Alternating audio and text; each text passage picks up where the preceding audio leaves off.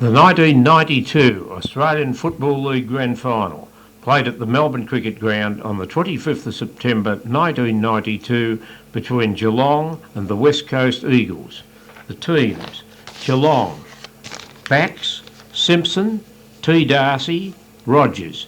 Halfbacks Hinkley, McGrath, Poole. Centres Riccardi, Couch, Scott. Half forwards Ablett, Stoneham, Merriman. Forwards Miles, Brownless, Mansfield. Followers Barnes and Bairstow. Rover Gary Hocking. Interchange Wills and Bruns.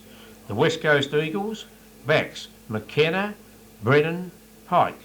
Halfbacks Worsfold, Jakovich, White. Centres Matera, Kemp, Waterman. Half forwards Mainwaring, Langdon, Lewis. Forwards A. McIntosh, Simic, Lamb. Followers Harding and Turley. Rover Evans. Interchange Wilson and Hetty. Umpires Peter Carey and Dennis Rich. Crowd 95,007. Weather fine and mild, 15.2 degrees to 17 degrees. There were no changes to the selected sides. The Norm Smith medal was won by Peter Matera of the West Coast Eagles. Reserves Grand Final winner Essendon. Under 18s Grand Final winner Geelong Falcons.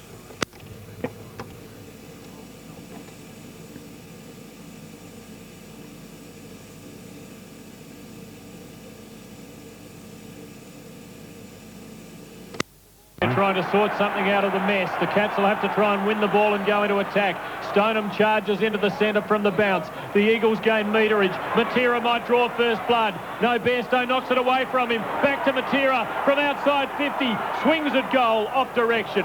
And through for a behind at the scoreboard end, the Jollymont end. The Eagles on the board in just over 20 seconds with a behind. Matera has been manned up by the Geelong captain and very nearly drew first blood in a serious way. Mansfield picking up Langdon now. Now Darcy from beneath a big scoreboard kicks in. It's a big kick up towards the point of the square at centre half back, pushing and shoving in the pack. A free kick to Barnes, pushed in the back at centre half back for the Cats. Now one running sideways for the handball, so he's on the 50-metre line. Then kicks the ball, which is slightly white, kicks up towards half forward. The spoil comes out of the pack there for McKenna. It comes out towards the wing. Hovering over the ball, Merriman gets the hand pass to Bairstow. Bairstow wide of centre, kicks up towards centre half forward, 40 out from goal. Bruns is there with Mainwaring. The ball spills behind. Riccardi is there. Well tackled. Ball picked up by Scott. Well tackled by Jakovich. Scott again trying to get the handball out of the pack. Jakovich emerges, gets the handball, knocked on by Merriman back towards goal. Taken away by Waterman. Waterman scrubs to kick outside 50, and it's helped on by Mainwaring up towards the wing. Langdon's got the ball. He's been grabbed by Rogers. Free kick Geelong, advantage paid to Bairstow. Bairstow goes long to centre half forward, and Stoner marks. He's 55 out, goes long in towards an unguarded goal. The ball bounces the wrong way. In fact, it won't even make the distance towards the left forward pocket. Worsfold has the fumble. There'll be a boundary throw in. Whoa. And Ablett has put down a West Coast Eagles player. Pike, he hasn't moved. Pike, I think it is, and he hasn't moved. He's on his back. Well picked, Pete Keenan. At the throw-in, Stoneham takes it out of the air, has a shot, but puts it back to the boundary line. It bounces over the top of a prostrate Pike.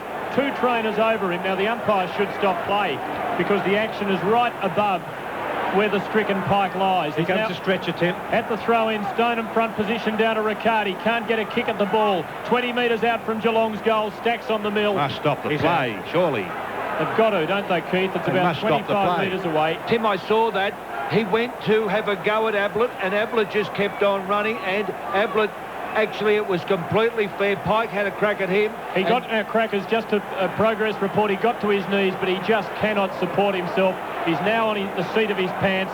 There's a stretcher beside him, and Pike, who did such a fine job on Gary Hocking in the second semi, and it wasn't the first time he's quelled the brilliant Geelong ruck rover, is being placed on a stretcher less than 3 minutes into the grand final.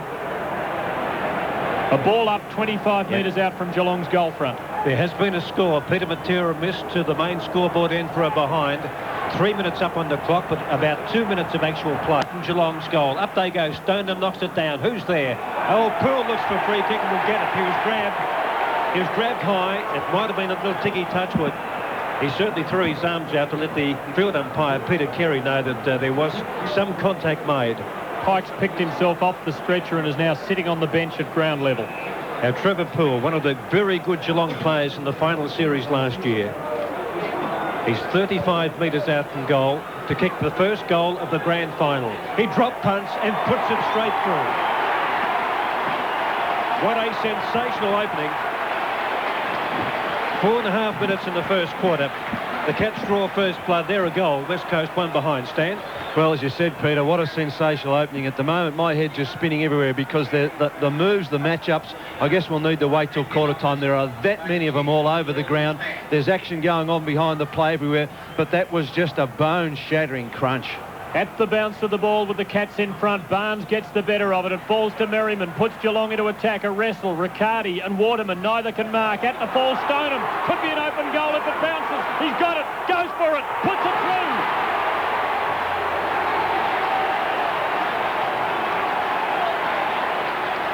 Two in 30 seconds to the Cats. 5.5 minutes in, a sensational start. Geelong 2 goals, West Coast 1 behind. Keith Slater.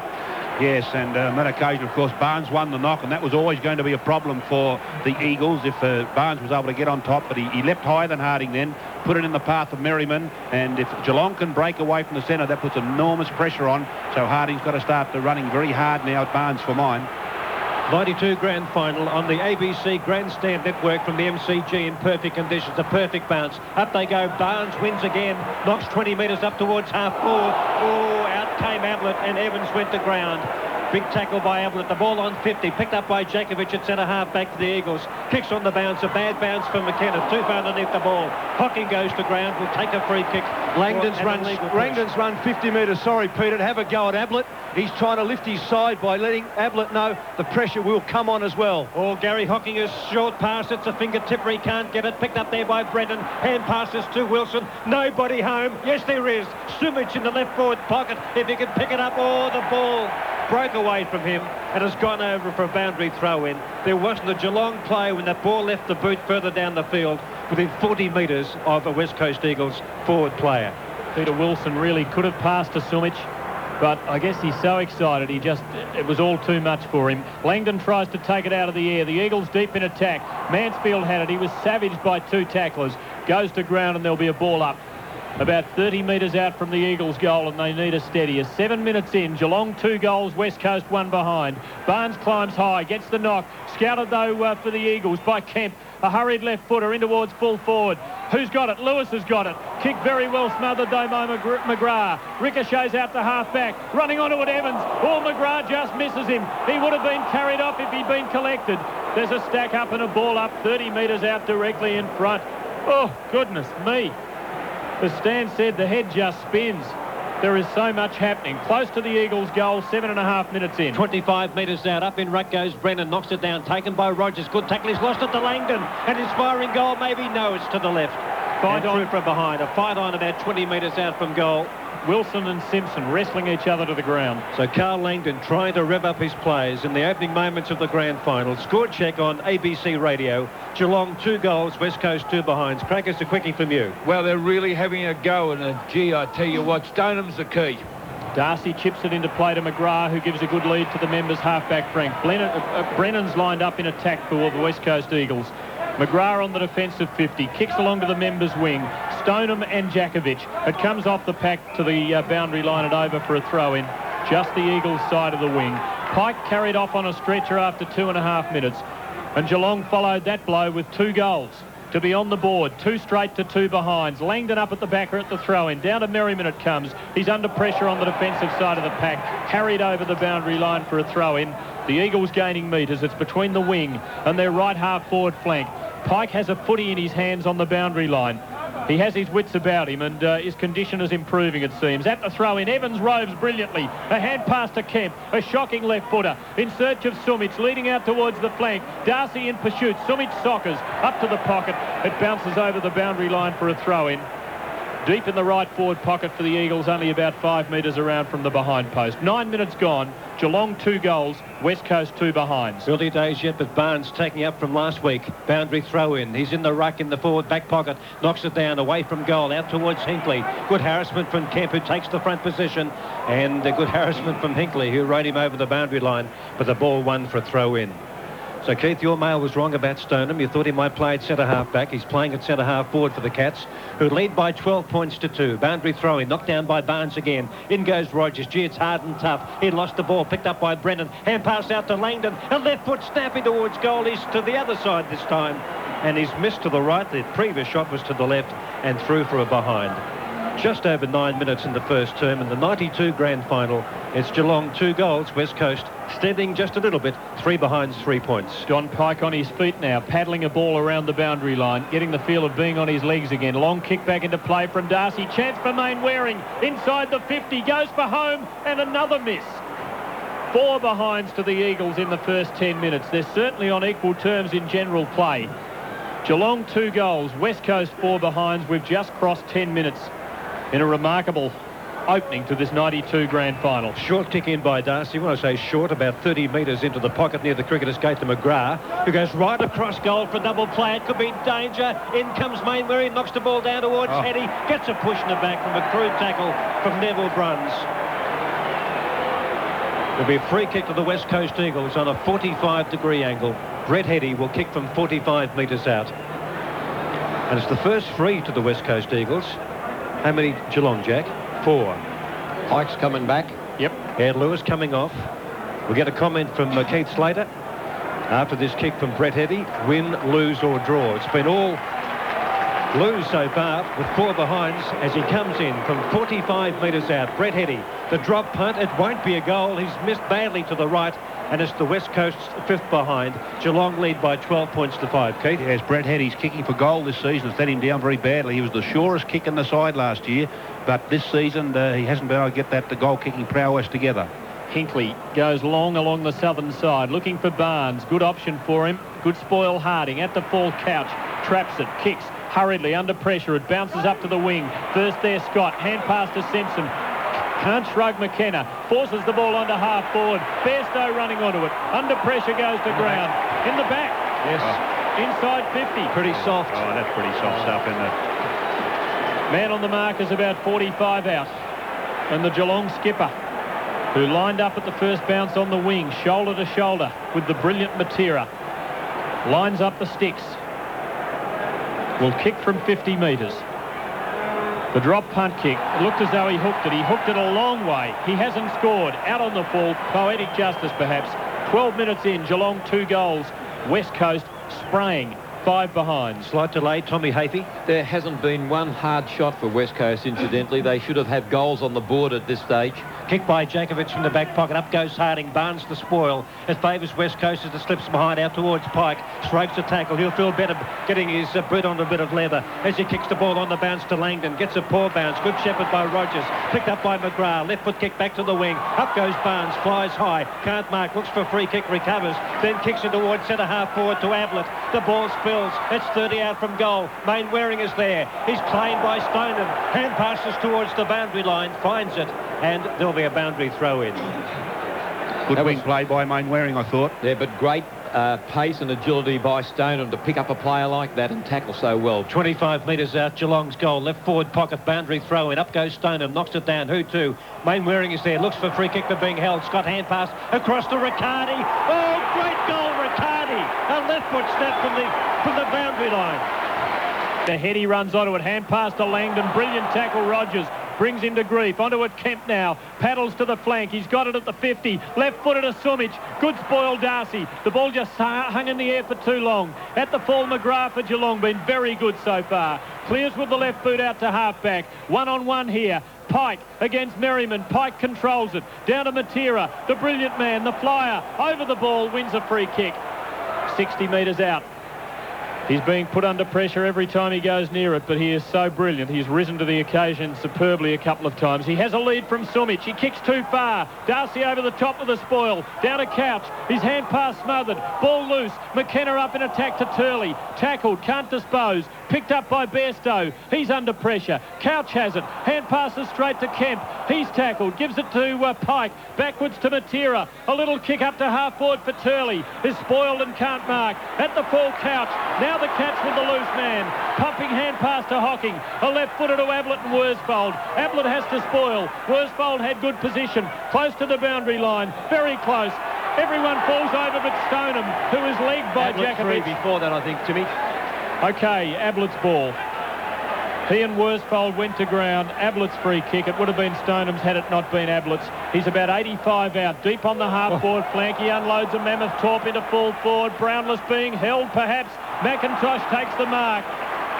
Oh, they're dicey, those. There was a bit of holding going on. Perhaps it was mutual. McIntosh's ball at full-back, a good mark. Kicks out wide to the flank, marked by Mainwaring, who pumps a hand pass to McKenna. And all of a sudden, the West Coast are almost on that southern wing, heading down towards the City goal. As the kick is towards the forward pocket, Hinkley spoils Hetty, punches the ball into the crowd for a boundary throw-in. Slight delay, Bobby Skilton. I think Geelong have got some definite tactics where when they kicked across ground to Darcy before, I think you'll find Darcy will continue to run away from Sumic and try and draw him up the ground. Cats by 13 points in the grand final.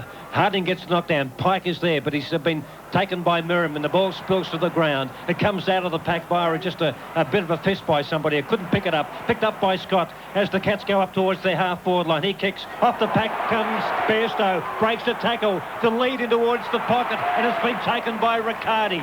Waterman on the mark. Riccardi. Left footer is in the right forward pocket, so it favours him. 40 metres out from goal, Peter Riccardi. An explosive start, similar to the one made by West Coast against Hawthorn last year, when, from memory, I think they kicked about the first 4 goals. Then after that, it was all the Hawks. Now, Geelong's kicked the first 3. Riccardi on a 45-degree angle. Drop punch for goal. It is a... Oh, no. I was going to say a P-U-R-R. Effect kick for the Cats, but it hit the post. And Geelong now 3-1-19. West Coast 5 behinds. Peter Keenan. Well, he had 2 chances then to kick the ball to Billy Brownless and Gary Ablett. He'd opted for it, but it wasn't a bad effort. McKenna from full-back. We've seen him at both ends of the ground. He finds Kemp, who marks at the defensive 50. Kicks to the wing for Langdon. Langdon and McGrath in physical contact. Neither can mark, and the ball spills to the boundary line for a throw-in. And that's been a thrilling contest so far. Langdon trying to generate something. He fell over then. Response from his teammates. McGrath's been very strong. At the throw-in, Harding wins, but on the defensive side, Merriman. Hand passes to Hinkley, who has time to steady. Oh, down he goes. Down he goes long after disposal. Relayed free kick, but Simpson can run on anyway. And have a look at Stoneham. Kick into half-forward to Ablett, who marks... Who wants Stoneham? Centre half-forward. Ablett goes on to nobody. Or is it to Brownless? Has 3 against him as he arrives late on the bounce. Under a lot of pressure. He's able to win possession, though. Hand passes in search of Couch. Mainwaring crashes him. Couch to Hocking. Goes for home. And misses. Oh, it's thrilling. 17 and a half minutes gone. Geelong 3-2-20. West Coast 5 behinds. Behind play 2. Stoneham and Wilson battling it out behind play for about 30 seconds. Now the kick in after that behind. Score check, Geelong 3-2. West Coast 5 behinds. Kick in by Waterman towards our broadcast side. Matera is there, dives, fingertipper, can't bring it in. Recovers well. Harassment there from Bairstow. Hocking puts his body in. Ball knocked out Matera towards Scott, got a bad bounce. Bruns goes in and may have given away his second free kick as Lamb takes off, but well over the mark. He's got to come back and take a hand pass to Matera, but again he was over the mark. Good umpiring by Dennis Rich. Was done play by Dwayne Lamb. He messed things up then by giving that hand pass before he got back to the mark. First term, 18 minutes in, the kick by Lamb up towards the wing where the mark is taken by Brennan. Brennan now directing traffic from the wing. Heading up to our right towards the main scoreboard at centre half forward. Out they come. Rogers takes a strong mark. 40 metres out from the goal he's defending. Geelong 3-2. Darcy it was, thanks Tim. 3-2 Geelong. West Coast 5 behinds. And it's a more fierce, harder tackling Geelong team today. Now Darcy at centre half-back, surveying the options. Kicks around the members' wing, looking for Stoneham, who nudged Jakovic out. Jakovic didn't get a free kick. Harding overran the ball. May have flicked it back to Jakovic, who picks it up, squeezes the ball up towards Langdon, who takes the slips catch. No, it wasn't paid. Claimed there by McGrath. Picked up by Rogers, having a better game. Hand pass out to Merriman. By hand to Bairstow. Intercepting his Mainwaring. Merriman committed his body, and the rebound ball is safe for Geelong for the moment. When Mainwaring, he might have hurt his shin or ankle too, Mainwaring, he's limping. Well, I thought that was a trip to Mainwaring. But certainly Merriman committed his body. Keith Slater saying it might have been a trip. A ball up between centre and centre half forward. Eagles into attack. Harding and Barnes. Barnes wins straight to Matera. Bursts away from Bairstow. 60 metres out. Long bomb. Sumic has got the sit. He can shepherd it home. It's a goal to the Eagles. And the brilliant Matera delivers the goods. 19 and a half minutes into the match. They needed it. They're back to within 9 points. Geelong 3-2-20. West Coast 1-5-11. Tommy Hafey. Yes, well, there was a lot of players there with a lot of courage. Ran hard and straight. They had to because there was a path opening up and their players put their body right on the line. It's really tough, torrid stuff at this stage. Evans off for the West Coast, and Lewis is going to a half. It's about 50-50. Helped on the wrong way by Turley. Picked up by Jakovic. Smothered off the boot there by Merriman. The ball comes up towards the point of the square at half forward, where Mainwaring is mown down by Bruns, but he gets the handball to Hetty. Bad kick on the bounce towards centre half forward, and coming through is Mansfield of Geelong to clear out towards the wing where it's marked by Stoneham. Lovely delivery. Stoneham can run on. He kicks towards Ablett. Outmanoeuvred by Worsfold. McKenna there too. At the fall, Brownless is dangerous. He falls over. He's got it. He's up again. But his hand pass is poor. Straight to Waterman. Clearing kick, but back to Stoneham, who still roams unmanned down that southern wing. He's just forward thereof. He has enormous kicking power. Can put Geelong deep into attack. He goes close to the boundary line. Up goes Barnes. Can't mark. Chance for Scott, but he fumbled at the fall. It spills clear of the pack out over the 50. Picked up by Poole. Tries to fend a tackler. Lost the ball. Gets it back. Hand passes to Ablett. Sells the dummy. Hand pass to Hocking. Close to the boundary line. Gets around one. Goes for goal and misses again. Hit the post. Geelong's second poster. Gary Hocking's second behind. 21 minutes in. Geelong 3-3-21. West Coast 1-5-11. The Cats by 10 points, and both teams having 6 scoring shots. As Tim said, a couple of posters to Geelong in their tally of 3-3 so far. Now Waterman not sure where to go. He's at the punt road goal in fine conditions at the MCG. No movement, although Pike does lead. And for the third time he goes back and now unloads a torp slightly off the side of his boot. Out towards Stoneham, can't mark. Bruns there. Stoneham into the back of Jakovic, a free kick. There's good hip and shoulder on Bruns with Mainwaring out there, but there was a free kick just before then, and Jakovic has got it at centre half-back, almost on the half-back flank. Hetty's a problem. He's messed around with the ball. That stupid little chip shot across his body has cost him dearly. Kick by Jakovic to Langdon. Too far underneath the ball. Behind the pack is McGrath. McGrath gets out of a Lewis tackle. Hand pass to Mansfield. Saw Langdon coming. Ducked. Then kicks to half forward. Out comes Riccardi. Could spoil Waterman. The ball comes out of the pack. Stoneham gets a hand pass to Couch. He's 52 out. There's nobody home. He drills it and has put it to the left for a Geelong behind. 92 grand final on the ABC network, coming to you from 3LO in Melbourne. 22 and a half minutes in the first quarter, and Geelong lead by 22 points to 11, 3-4 to 1-5. McKenna prepares to put the ball back into play. Everyone wanting to gather their senses, and he takes a little while because he hasn't got a lead to work with. Now he gets a good one from Waterman and delivers into the back pocket where Waterman has to steady because there's a man on the mark. He kicks towards Matera. Bairstow with him. Matera outmanoeuvres the Geelong captain and takes a very clever mark. Actually took it below waist height. He chips a little pass up to Turley on the members' wing. He can play on. Kicks poorly for Langdon. Straight to his opponent McGrath, who is dominating across half-back. He's been outstanding. He goes short to Barnes, who ran at a ball and almost ran under it, but is able to hold it in his fingertips between half-back and wing. He kicks to the wing. Couch has support from Poole, who shepherds out Waterman, and Couch is able to mark comfortably for the Cats. The Cats by 11 points. Couch kicks up towards half-forward. Good courage there, Mainwaring. Bairstow as McKenna came bearing down. Riccardi kicks it towards the forward pocket, and Gary Hocking's mark 45 out. Goes square, but there's nobody home. Mainwaring on end of it, although Billy Brownless might get there first. He traps it on 50, runs up to 60, thought about the hand pass, then chips the ball down towards centre half forward, and the mark is taken by Neville Bruns. Dwayne Lamb on the mark, about 40 metres out from goal. And the Geelong veteran almost dead in front, 45 out, to extend the Cats' lead to 17 points in this exciting grand final so far. Bruns, drop punt. It's on its way. And he has put it through. A goal to Geelong. Kicked by their veteran wingman Neville Bruns. And Geelong lead by 17 points. 4-4-28 to West Coast 1-5-11. He mightn't have made it. Now from the ball up, the Eagles gain metres. Brennan onto the hard ball. A hand pass for Mainwaring. Hurried kick beyond half forward. Bounces. Lewis attacks it, but he doesn't take it. It's taken by Mansfield. A backward hand pass to Darcy. Nowhere to go. Gives it to McGrath, who fumbles. Time to steady though. Gives it off. There's a free kick to the Cats and they want to play on. A hand pass to Mansfield, who kicks to the centre, but Jakovic is in the way and marks for the Eagles. Just behind the centre circle. We've edged into time on. Geelong 4-4-28. West Coast 1-5-11. Jakovic with his hands full so far against Stoneham, who's been good.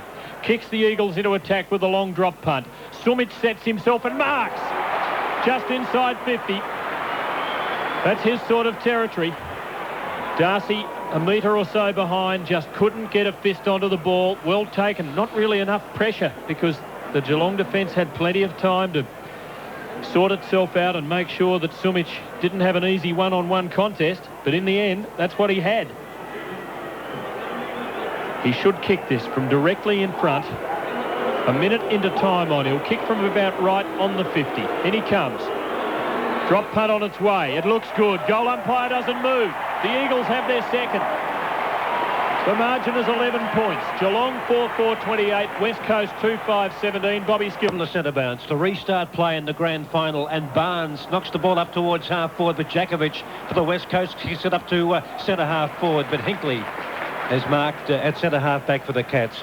Gary Hocking looking for a free hand pass. Oh, hand pass over the top to McGrath. Tackled by Langdon. McGrath's got to a hand pass into the middle. Bairstow was there. Tried to knock it to advantage. Gary Hocking comes through the pack. Goes to ground. Dwelt on by Dwayne Lamb. And there'll be a ball up between centre and wing. Geelong 4-4. West Coast 2-5. 27 minutes in the first term. Hardy knocks it down, but it's taken away by Scott. Kicks up to half forward, Ablett off the pack, picked up by Stoneham. He's 48 metres out. He never looked comfortable.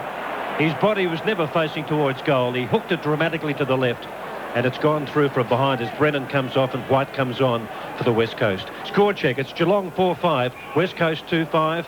There's been a kick in disallowed, and it's still waving. Got to come back. Slight delay. Keith Slater.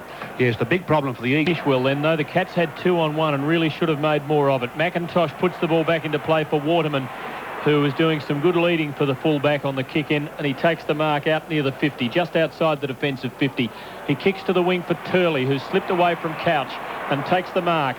Over on the southern side, he wants to run around Couch. He can't get around him. He kicks long now into half-forward for Heady, who climbs high, but Hinkley over the top takes a brilliant mark.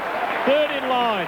Heady was going up. Hinkley went with him, but there's a free kick to the man in front. It must be against Heady, and it's taken by Simpson of Geelong, who kicks to the wing where Geelong don't have a man in position. It falls though to Couch. Good shepherd from Bruns. Couch into half forward, but they're not in the hunt this time. Riccardi outmanoeuvred by Waterman. Ablett trying to get into the contest, couldn't. Waterman's mark, a hand pass to Worsfold, who kicks wide of centre. Geelong player being held. It doesn't matter. Bairstow's taken the mark, despite being held by Peter Matera. The ball punched away. It wasn't 50.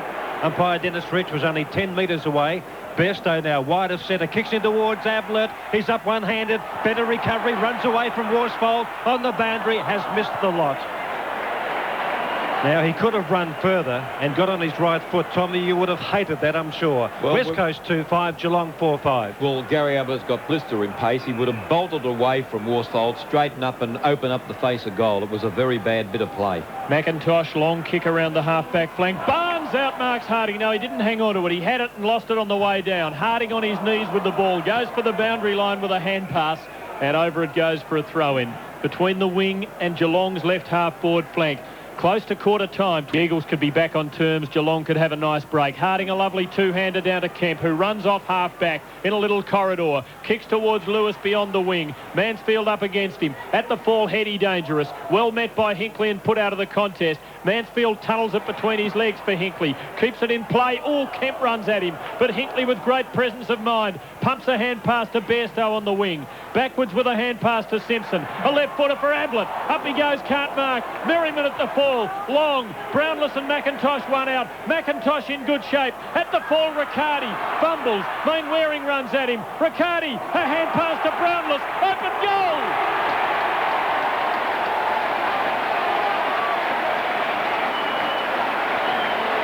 At the 30-and-a-half-minute mark, the Cats have their fifth and lead by 3 goals. Brownless kicked it out. From the centre bounce, knocked down by Harding, but it's knocked further afield towards Geelong's area by McGrath. It's straight to Jakovic, who kicks the West Coast forward to centre half forward. Up goes Simpson, couldn't mark the ball, and there'll be a ball up about 55 metres out from goal. It could be a fairly long quarter. We've had only 7 goals scored, but of course Don Pike was taken off on a stretcher, and he's back on the field. A ball up at centre half forward for the Eagles, close on quarter time, 50-50 in ruck. Langdon gets the hand pass through the pack. Onto it is White of the West Coast. White gets a left foot kick in towards the goal, and it's a poor one. He's missed absolutely everything. And it's out on the full, and a free kick to the Cats to be... Pocket well around from the behind post. That missed by a big space. Kicks to half back. Harding up with a decisive fist, and then does his own roving. Falls to his knees. Gave the ball to White. Threw it, I think, or no, it went out of bounds. I heard the whistle and thought perhaps the hand pass was dodgy, but the ball had been taken over the boundary line for a throw-in. Deep on the half-forward flank for West Coast, 70 metres from goal. Barnes beaten by Harding this time. Down to White, good work. Hand pass to Heady. Loose man to Matera. Has a bounce. 35 out. Goes for his second and misses by a vast margin. He was lucky to score a behind under no pressure whatsoever. There's the siren. It's a let-off for Geelong right on quarter time. And has the Cats supporters on very good terms with themselves. Perhaps Matera had too much time to think about it. Might have started to worry. And he didn't respond instinctively, and he kicked atrociously. At quarter time, Geelong leading by 17 points in the grand final. The Cats are 5-5-35. The Eagles are 2-6-8. Possible opportunity, but the second term's underway with a wonky bounce from Peter Carey. It favours Barnes, who thumps it 25 metres, and Scott helps it on another 15. Worsfold runs onto it, though. Beats the Hocking tackle with a left foot kick to the centre line. Oh, Matera runs onto a bouncing ball after being hesitant about going for the mark, but he's lost it. Taken away by Bairstow. His opponent, the Geelong skipper, tunnels a kick out to the boundary line and over for a throw-in. Geelong's attacking side of the wing. Boundary throw in right in front of our broadcast position. Geelong by 17 points in the grand final. The boundary throw in Barnes and Harding. Harding wins, taken by Couch. Ducked his head, should have been penalised for holding the ball and wasn't, as a couple of West Coast Eagles players came in to apply the tackle. So Geelong a little bit lucky there. Geelong 5-5, West Coast 2-6. Harding wins again. Couch tried to take the ball away but couldn't. Turley tried to soccer off the ground. He couldn't. He fell to the ground himself, then knocked it away and came off the body of Poole. Bobby? Yes, I'm surprised at Turley slipping over on that occasion. Really off balance. The ground might be a little bit more giving than it looks. Boundary throw in once again, the third in about a minute. Harding wins, knocked on by Matera. Worth the kick about 25 metres further down the field. As Rogers gets there, falls to ground. So does Turley, but he got an awkward ball, and the ball trickles over once again. So 85 seconds of play in this second term. It's been out of bounds about 4 times already. West Coast 2-6, trail Geelong 5-5. Harding beats Barnes with Nous in the ruck. It falls to Wilson. He's tackled and dispossessed. Socket on, though, by Kemp was good work. On the 50, on the boundary line. Swinging left footer is clever. Centering kick. Lobs 30 metres out. Lamb lunged at the pack but couldn't mark. Off hands Poole. A hand pass to Bairstow. Another to Darcy. And now another one to Simpson, who burns through the centre. Has 2 bounces.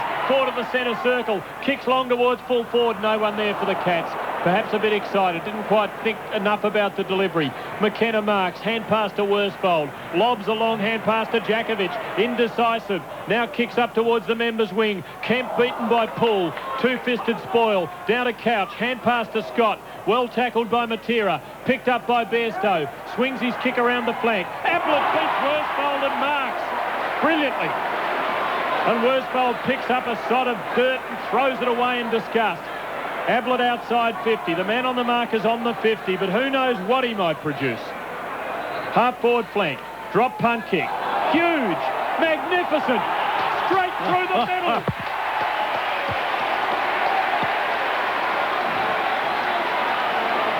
Cometh the hour, cometh the man, and Gary Ablett delivers Geelong 6. 6-5-41, West Coast 2-6-18 at the 3-minute mark. The lead is 23 points. The ruck, the loose ball taken by Couch, who's doing well. Kicks to Ablett, who takes the mark, gets a push in the back, but the mark is being allowed. He's only 15 metres on the attacking side of the centre now. He couldn't kick this. Yes, he could. Over the fence. A few people want him to have a go. Over the fence for 6 before. He's going to have a go. He's onto it, Torp. He's onto it. Oh, it's going towards the left forward pocket. Brownless is there and takes the mark. They can do no wrong in this grand final to the Geelong team. Now, Billy Brownless is wedged up next to the behind post. He's on his right side. He can run out and jam it through from beneath the big scoreboard. He comes in, drop punch for goal, and has missed a behind. And he didn't run out at all. He just kept his same mark and gave himself, well, no extra advantage, so to speak. Geelong by 4 goals. Crunches was magnificent stuff. McKenna delivers for Kemp, who can't run onto it and mark it. Poole tries to nudge it away with the boot, but Kemp controls the ball well. From the defensive 50, kicks to midfield. Langdon arrives to take it on the bounce. Hand passes to Lamb in good position. Goes long with it's a wobbly old kick. Mansfield attacks it, can't mark. Support from Darcy. Hand pass to Rogers under a lot of pressure. A stack up on the half-forward line for Geelong. Ball still in play. The umpire hasn't blown a ball up. Now he does. 40 metres out from the Eagles' goal. 45 perhaps, directly in front. Almost 5 minutes second term. Geelong by 4 goals. 6-6 to 2-6 in the grand final. A ball up at centre half forward for the Eagles. Up they go. Harding knocks it further towards goal, but it's picked up by Mansfield of Geelong. Kicks it out towards where Bay 13 used to be. Bruns used some weight on Lamb. The ball picked up by Wayne Waring. Kicks it towards the forward pocket and finds Waterman. He's about 40 metres out from goal. And he's a couple of metres in from the boundary. He's a left footer, so it will suit his natural left foot style. The Cats by 4 goals after having led by 17 points at quarter time, and that was just 5 minutes ago. If ever they need a goal, it's right now, Peter. A packed MCG, about 101,000 people, which is its capacity these days, all watching Chris Waterman drop punting for goal, and the goal umpire hair-tails it across, and he's missed everything again. I don't think I've seen a game like this where players have absolutely missed all 4 posts. That's about 30 metres to Darcy, who can't mark it. He might be under pressure. Heady arrives. Darcy takes it to the boundary line and over. And that was very unconvincing and brings back memories of Darcy in the early minutes last week, as he made a couple of basic ball handling errors. Throw in now inside the 50 for the Eagles, who need a goal. Langdon rucks and beats Barnes. Gets it down towards Kemp, who can't break away. No one can break away until Hinkley gets a little boot on the ball. Dinks it about 15 metres around the boundary. The Eagles have got it through Langdon. Hand passes to Waterman. Kicks quickly and for the second time puts it out on the full. Another Geelong free kick in the back pocket, even further around from the behind post. This time will be taken by McGrath. McGrath now, back pocket at the punt road end, goes around the Great Southern Stand side. Harding punches the ball away from Barnes. Langdon there on 50, mown down, but gets a kick towards centre half forward. Up goes Hetty, dead heats there with Hinkley. The ball goes to Darcy, handball out of the pack, but they come from everywhere. A ball up, 30 metres out directly in front. Geelong 6-6, West Coast 2-6. Has Waterman ever kicked a goal, and why would he be on the forward line? They've put Pike onto Riccardi, taken Waterman off. Umpire Peter Carey puts it down 30 metres out from goal. Langdon there through the pack, tries to barge through, can't do so. Evans the hand pass, intercepted by plenty of Geelong players. Merriman kicks the ball up towards the middle. On the bounce for Scott, a bad one though. It breaks outside him, but Couch is there. Couch now weaves a magic passage through the centre, goes long in towards Gary Hocking, who's got metres on McKenna, but Hocking goes to ground after failing to take the mark. McKenna picks up the ball, sweeps a hand pass to Dwayne Lamb, who delivers with pinpoint precision and finds Turley on the southern wing. Kemp there looking for the hand pass. Turley plays on. He's gone. He's tackled. Penalised. Well, Geelong striking huge psychological blows here. Couch the free. A hand pass to Bruns. Kicks in a hurry up to half forward. Awkward for Stoneham. Jakovic against him close to the boundary line. Jakovic ensures Stoneham can do no business. It's over the boundary line for a throw-in. Tim Couch had 8 possessions in the first term. Goodness knows how many now. Between the wing and Geelong's left half forward flank. Stoneham and Jakovic do the ruck work. Jakovic front position. Stoneham reaches over him. Brings it down to Scott. Breaks away. Kicks with the left boot. Here comes Ablett. Can't arrive to contest. He might have got a fist onto the ball. Out to the boundary line. All West Coast. Picked up by Lamb. Hurried left footer. Kempenpool off their hands over the boundary line for a throw in. Very deep on Geelong's half forward flank halfway up towards the wing. Couch 11 possessions. Geelong 6-6. West Coast 2-6. The boundary throw in. Ball knocked down by Stoneham, who too. Scott ducked his head. He may have been pushed in the back or even penalised for holding the ball. So one of 3 options there, but the umpire took none of them, and it will bounce. Between wing and half forward, the Cats into attack. A splendid day in Melbourne for football. There's the ball up, knocked behind by Jakovic, but taken away by Poole. Breaks a tackle, kicks it towards centre half forward. Ablett on the bounce. Bad bounce for Ablett and Worsfold. Good bounce McKenna. Floats a hand pass to Matera. Gets out of a Bairstow tackle. Has a bounce. And Peter Matera thumping torpedo in towards full forward. Off the pack, Sumic sockens the ball in towards the goal area. Coming through McGrath. Gets out of a Sumic tackle and clears the ball in defiant fashion for the Cats out towards the half-back flank. Barnes runs onto it. He's one out with Matera. Matera keeps him under great pressure. Barnes over the ball. Matera forces him off at head. He's got it. A hand pass to White just outside 50. Good smother by Rogers. It ricochets to Langdon. Under pressure. All Hinckley's down and hurt. A kick into full forward. Sumic out position. At the full, Waterman snaps at goal and misses again. Hinckley's up and okay. So all the news is good for Geelong. The Cats 6-6-42. West Coast 2-7-9. A kick in by Darcy finds Mansfield on the half-back line. Almost didn't come off. Heady almost cut it off, but just couldn't quite get there. Geelong 6-6, West Coast 2-7. Mansfield, left foot kick from half-back around our members' wing. Barnes there with Harding, who punches to the front of the pack. It's rowed by the Geelong Rovers. Scott runs away from Lamb. Defiantly has a bounce, mown down, gets the handball to Stoneham. Good tackle there by Jakovic. Comes down to Lamb. Thought about getting it across to Turley, who left it behind. Picked up by Wilson. High ball in towards centre half forward. Has McGrath with the sun in his eyes. Langdon couldn't mark. White is there. Good hip and shoulder by Simpson. The ball on the point of the square at half forward for the West Coast Eagles. Emerging is Matera. Gets out to the Bairstow tackle. Runs up to 50. Goes long in towards goal and puts it through. A sensational effort by Peter Matera. His second goal. And for the second time, I think, shepherded through by Peter Sumic. The West Coast 3-7-25, Geelong 6-6-42. Peter Keenan. Well, that was, as you called it, Peter, sensational. Merriman puts them into attack barely. Ablett runs at it, knocks it backwards straight to Couch. Buried by Worsfold, and there'll be a ball up. Just forward of the centre for Geelong. A lot of football left in this game. Geelong have started the grand final in fine fashion, but the Eagles aren't to be denied. At the ball up, Harding pushes Barnes out of the contest and then gets the tap, but it's stolen from Kemp by Couch. A hurried kick to Hocking. Did he hang on? Free kick, a holding free kick to Hocking. The man on the mark about 45 metres out.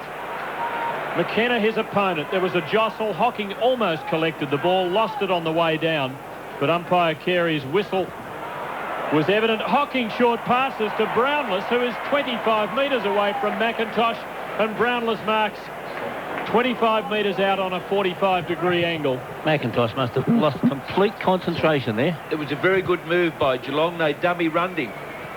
Scott ran into him. Brownless kicks from 35 metres and puts it through. Very important goal. Brownless is second. A quick response to that great Matera goal, which might have been a team lifter. The Cats are 7-6-48. The Eagles are 3-7-25. 7-6, West Coast 3-7. Centre bounce and Barnes wins, but not with authority. Comes down and it's taken away by Kemp. Kicks up the half forward. White tries to knock the ball away from Rogers, and he's on the bottom of the pack. And there'll be a ball up about 65 metres out from goal. Bobby Skilton. Eddie now into the centre and Turley out to the half forward line. second term. 13 minutes in, a beautiful day in Melbourne. There's the ball up, knocked away by Barnes into the middle, but taken by Mainwaring. Scrobbiel kicking towards half forward, the bouncing ball. Darcy gets just a good bounce. Tumbles, got the handball away quickly to Simpson. It needed to be precision like it was, and Simpson, with a drop punch, just dribbles the ball outside 50, finds the boundary line, and there'll be a throw in. Score check in the grand final. Geelong 7-6, West Coast 3-7. Harding front position, takes the ball out of the air, on his chest in fact, brings it down to Evans. It's taken over the boundary line, away from Evans for another throw in. And Bob, this is a huge victory for Blight in the early part. He's lined up Bairstow on the wing on Matera. He's now had Turley taken away from Couch, and Pike was unloaded. Hocking's tag. He's been able to put those three taggers in a manner out of business. From the throw-in, Bairstow onto the ball, tackled, penalised. Free kick to Langdon, outside 50, half-forward flank for the Eagles. He gets a call from Matera, but he goes for Sumic's lead. It's very tight. There's holding. Sumic's free kick. He outmanoeuvred Darcy, who desperately tried to get his body into the contest and infringed. Now, it's not the good pocket, though, for Sumic. He's in the left forward pocket. However, he's about 10 metres out from the boundary line. Wilson has been benched by Malthouse, and Lewis comes back. The Eagles have problems. That was a dumb lead, though, Tim. Why would a left-footer lead onto the boundary? Why didn't he lead straight up the centre? There was nobody there. I find that he does this on too many occasions, and the players play the ball to him in cases like that. I guess if he kicks a goal, it doesn't matter too much. He comes in, and he has missed the lot. From 25 metres out, he's kicked it out of bounds on the floor. Who's kicked the ball to him, and that's happened too often. Free kick to Poole, back pocket at the Punt Road goal, kicks up towards half-back, and Barnes over the top, thumps it towards the boundary and finds it. And on the basis of that, and a few by Chris Waterman, maybe the Eagles used a lot of their luck in the second semi-final. Boundary throw-in, knocked down by Langdon. Rogers first there, forced a hand pass towards the boundary deliberately. Well, had nowhere to go because White was about to place a tackle on him. He would have been penalised for holding the ball. Now, White is 45 metres out. He's right on the boundary. And the Cats lead by 23 points. Left half forward flank, Punt Road goal in blazing sunshine. White quite laconic as he kicks the ball and goes to the far pocket, and off the pack comes Simpson of Geelong emerging. That was almost out of bounds on the full as well. Now Simpson kicks the ball out towards the half-back line to Bruns and Mainwaring. Mainwaring uses his body well, gives a good passage there for Turley, who picks up, kicks it towards full forward. The ball punched away by two defenders from Sumic. Comes out to Lewis, is just on, replacing Wilson. And Lewis may have been held. Yes, he's going to get a free kick. He's 50 metres out from goal, about 5 metres in from the boundary, just down from the ghost of Bay 13 at the MCG. He goes short into the pocket to Sumic. Darcy's gone. The ball. Has Darcy hurt himself, has he? The ball picked up by Darcy in the back pocket. Kicks dangerously to centre half back. Picked up by Harding. Fires for goal and misses an absolute sitter. They are squandering, wasting opportunities, the West Coast. Geelong 7-6. West Coast 3-8. Francis, what was that? Darcy's gone. He couldn't hardly kick the ball. Then he can hardly run, and that's why he kicked it to Hardy. He fed him is on one leg at the moment. He's grabbed his knee, has he? Yep. Miles getting ready to come on for the Cats, who look as though they're going to lose their full back. No shortage of drama in the 92 grand final so far. Hinckley's kick falls a little short. Harding up from behind Barnes. Fists it down to Langdon. A hand pass to Evans. No pressure. Goes for home and breaks the ice. Not the ice, but the drought. The goal of the Eagles, who are back within 16 points at the 17.5-minute mark. Geelong 7-6-48. West Coast 4-8-32. Centre bounce. Up they go. Harding knocks it down. Merriman grabbed a bit high, but he gets the kick towards half forward. Worsfold and Ablett. Worsfold gets the front position. Can't get the boot to it. Picked up by Gary Hocking. 60 out. The lead from Brownless. Oh, Bruns chips in and took it away. Picked up by McIntosh. Handballs out towards Hetty under pressure. Gets a kick in those. Brownless closed. Hetty's kick towards half forward. Bad bounce for Lewis. The ball comes down to Turley. Gets out of a Hinckley tackle. Handball across to White. By hand to Evans. He's 50 metres out. Walks around Merriman. He's 45 out on his left boot. Nobody home. Goes for goal and puts it through. 2 goals to Evans. We have got a game here at the MCG. Just 10 points in it.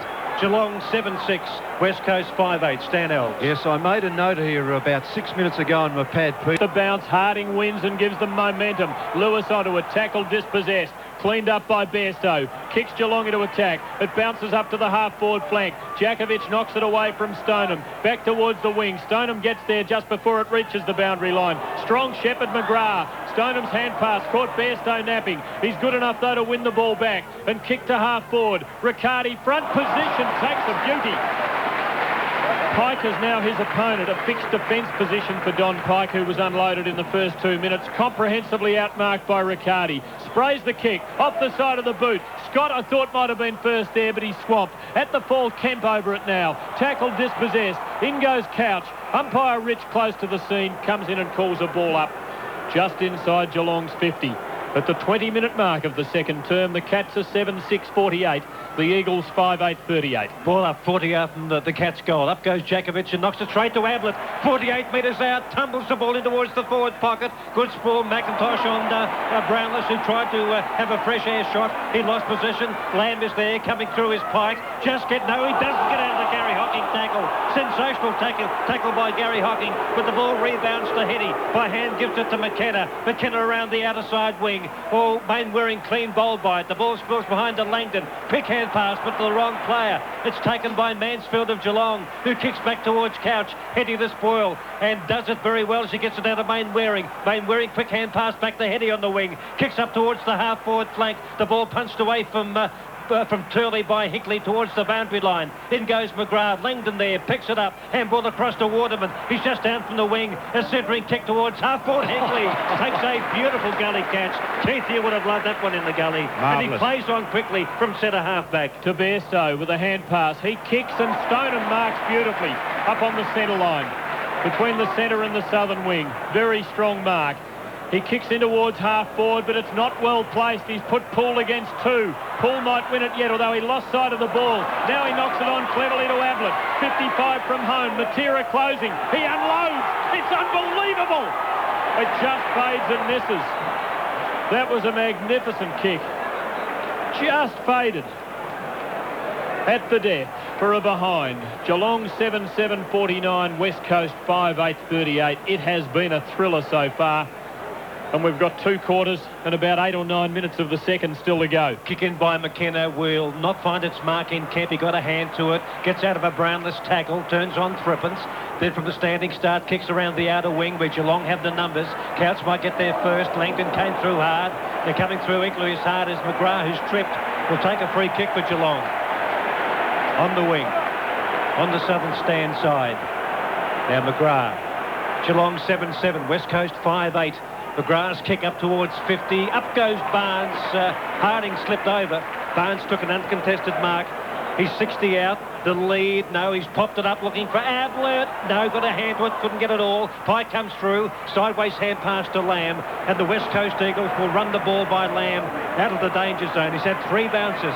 Runs up towards 50. He's defending. Kicks out towards the northern wing. Bad bounce for Rogers. Hickley comes through. Ducks his head. Gets a free kick. And will take the free kick on the wing. We're a tick under 23 minutes in the second quarter, and Geelong lead by 11 points.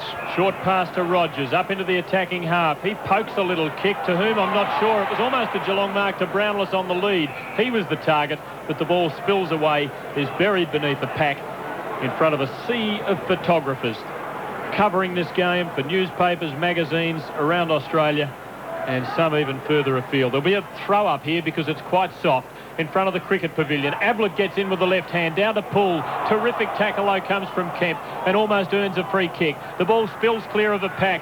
Stoneham runs hard at a courageous Jakovic. Riccardi tries to steal the ball, loses it. Ablett's got it. Swings with the left boot. He's playing like a man possessed. Across goal. Brownless and McIntosh wrestle. It stays in play. Merriman's got it. He snaps. He kicks it behind as he was dragged off his kick, and it just trickles through for a minor score. Geelong rallying now after a challenge from the Eagles, looking for the next goal. The Cats are 7-8, the Eagles 5-8. With in from the behind, runs up to 50, kicks around the outer wing, up goes McGrath, can't mark it, spills behind to Waterman by hand to Hetty. Hetty now on the attacking side of the centre, kicks the ball in towards the pocket, or it bounces off the chest of Sumich, taken by Rogers. Quick hand pass to Darcy. Darcy's kick, a fading kick. It might have been meant for Gary Hocking. He's out on the wing. Here comes Kev. He can't pick it up. He can eventually. On the half-forward line, Hocking kicks it towards Brownless, who takes the mark. Oh, no, he doesn't. It's a boundary throw-in. It might have come off his chest. We're on the blind side and a very long way away from here. Geelong by 2 goals, 24.5 minutes, second quarter. The boundary throw-in right up on 50. Up goes Stoneham, knocks it down. Who to? Ablett tries to barge his way through, and there'll be a ball up 40 out from goal on a 45-degree angle. And if you're listening, if you've been to the MCG, it's on that left half-forward flank to the main scoreboard end where the practice pitch area used to be. There's the ball up, a little bit firmer out there. It's been covered, that's why. Now let's see who's going to emerge with the ball from the ball up. And over the shoulder, West Coast player. Well, he made all the play, McKenna, and he was rewarded, and rightly so. He's got the free kick for the Eagles on the half-back flank. Inside the defensive 50. Kicks up towards the southern wing for Hetty, who slipped away from Couch and Marks. Just behind the wing as the Eagles build the attack. Hetty takes his time, and he doesn't go for distance. He kicks chips to the wing. Front position there, Turley, spoiled by Hinkley, who's been very good. It spills to White, who's well tackled by Hinkley. Took a long time to dispose and was granted a bit of leeway by the umpire. Spills to Harding, under pressure. Hand pass loose, stolen by Hinkley. Reward for effort now. Pumping hand pass to Couch. Beautifully knocked on by Couch to Mansfield. A chip to Brownless. Good spoil, McIntosh. Came down with the ball, lost it. Brownless to Merriman. One way, the other. Didn't know where to go. Looks for Stoneham with a hand pass. A little chip kick back to Mansfield. Great defence this by the Eagles. Mansfield's got it outside 50. Hand pass to Stoneham. Left foot to Couch, who marks in the pocket. He's going to pull him back in the square. At 50, so the man on the mark will stand between the posts. Couch can kick from directly in front, and it becomes a gimme goal. That's stupid by John Worsfold. That is an absolute give-me. In comes Couch. He's not going to waste any time. He drives it through. And the Cats are again 3 goals in front as Poole comes off and Wills comes into the action. The Cats by 3 goals, close to half-time. Harding wins. Wills is there, lost possession. Couch tried to get a hand pass. He eventually does. Knocked the wrong way by Hocking, picked up by Harding. Kick doesn't travel too far. Matera couldn't find a handle for the ball. Couch, a terrific hand pass to Bairstow. The Cats go forward, down towards Ablett. Ablett, as Worsfold slipped over. Scott gets the ball out to Ablett. He can't get his kick in. He lost possession. Now he can. Good tackle by Lamb. The ball spills out of the lap of Ablett and picked up by Harding. Kicks the ball out towards the great Sutton stand wing. Mansfield plays it pretty well. He's got the front position. Harrison is Waterman. Mansfield's hand pass to Couch. Couch hand pass to Gary Hocking, who goes to ground. Wills comes in to lend assistance. And the West Coast player getting up, and he was outnumbered 2-1 would have been Evans. Score check, Geelong 8-8, West Coast 5-8, 28 minutes in the second quarter. Cats just in attack. Barnes a clean knock straight to Waterman though. Hurried kick will go nowhere for the Eagles, and Rogers comes out in front of White, playing in the attacking half of the ground. Rogers marks, chips to Barnes in the centre, marks and plays on, goes towards Brownless, who marks. No, he doesn't. Well done, McIntosh. A late spoil was a brilliant effort. He runs onto his own spoil and does well as he hand passes to Pike, who's hemmed in on the boundary line, and his hand pass is smothered by Riccardi. And there'll be a throw-in between the members' stand and the cricket pavilion just outside Geelong's attacking 50. We're almost 29 minutes in. Stoneham climbs high from behind, might have infringed. No free kick. Riccardi tries to crash through, gives away a free kick. It goes the Eagles' way and will be taken by Lamb on the half-back line. Geelong 8 goals, 8. Bairstow and Matera on. West Coast Wills 5-8. and Kemp. Yes. Tepper still flaring. He's going to reverse the decision against Matera. The emerge picked up by Evans, who kicks outside 50, and the ball tumbles over for a boundary throw-in. It's been going for 5 minutes. Matera hit the deck, and Tim McGrath was very close to him a while ago, and he got up and he wasn't very happy. Geelong by 3 goals, almost half-time. Boundary throw in, 60 out near goal. Knocked down by Stoneham. Through the pack comes Merriman. The ball taken away by Evans. Up towards the point of the square at half-back. Hetty kicks the ball up towards the wing. On the bounce taken by Langdon. Hand pass to White. White's kicked the half forward. The ball bouncing inside 50. Hinkley might get there first. Out comes Sumich. He went for it with the one hand but left it behind. The ball comes out of the pack. A chance for Main Waring. Good use of the body by Gary Hocking, but it's picked up by Langdon. He's 50 out. Scrambles to kick it towards the forward pocket. Picked up by Sumich. On his left boot. Goes long in towards goal. And he's put it through. Terrific goal by Peter Sumich. That's his second. And those goals are certainly no flukes. How many times do you see him swing around on his 9 or preferred side from about 40 metres out on the angle and pop them through? In a crucial 60 seconds or so before the bell, Hetty soccers the Eagles into attack, but Hinkley is in the way, and there's the siren. Oh, what a first half we've seen at the MCG in the 92 grand final. Geelong leading West Coast by 2 goals at the long interval. Now there's a fight on between Brownless and McIntosh. There have been little bushfires all over the field since the game started. I was watching McGrath and Langdon well away from the ball a little while. Their contest has been a thriller. And so has this match. Geelong 8-8-56. West Coast 6-8-44. The Cats by 12 points at halfway. Their goals have come from Brownless, who's kicked 2. And 1 each to Ablett, Couch, Riccardi, Bruns, Poole and Stoneham. And the Eagles, 3 bags of 2. So they've been distributed among very few. Sumich, Evans and Matera, 2 goals apiece, and the Eagles have found them hard to come by and have probably done well to be so close. And I reckon Mick Malthouse might be encouraged by that fact at the long interval. Geelong 8-8-56, West Coast 6-8-44. Back with our halftime summary after ABC News headlines. Peter Lee with ABC News.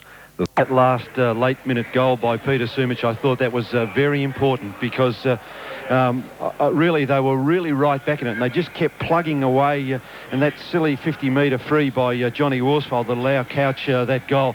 I thought that might have just broken their back a little bit in such a tight contest to scoot away by 18 points, the Cats. But I mentioned that Sumich goal I thought was very, very important. It is important in the context that you're now going in at half-time. You've got something positive to work with, and I'm sure Mick Malthouse will do that. I thought that early in the piece, Geelong looked like really scooting away. The Eagles, their confidence was down. They were missing so many easy shots. I thought that Waterman was winning the ball well, but he really just couldn't find the big ones. And they looked in awful trouble. But to their credit, they kept plugging away. Tony Evans shot back with a couple of quick goals. That gave him a bit of lift in confidence. But I thought more importantly that I thought the work of Harding in the ruck was quite critical. That he started to get Sway in there and was doing a lot of hard and a lot of heavy work. And also down the back half, I thought that McKenna, but more importantly, the work of Dwayne Lamb. I thought Lamb was really very, very good player in that quarter, and he more than I thought compensated. Couch was doing extremely well across midfield, but Lamb's performance across that back line really kept his side in it, and he was one of those blokes. He plays with a lot of heart and does a lot of the hard work, and he kept them back in the game. 2 kicks in this sort of weather in these type of games is really nothing, and this game is up for grabs. Crackers? Well, it's been one of the best hard-working games I've seen for a while, and it's lovely to see at the half-time entertainment there's a man out there with a sombrero. It's obviously a Barcelona of influence of Ross and Allen's, but back to the game of football that took place in this first half. It's been a tough game. There's been some really tough clashes and a lot of body work put on, and who can come out after half-time who's got 18 fit players out in the ground? It could be the winner of this game. It's only 2 kicks in it, as Stan said, but the work of Couch in the centre has been phenomenal. McGrath down in the back line, they've been very, very solid. He's got Langdon really looking around and having a look to see where he is.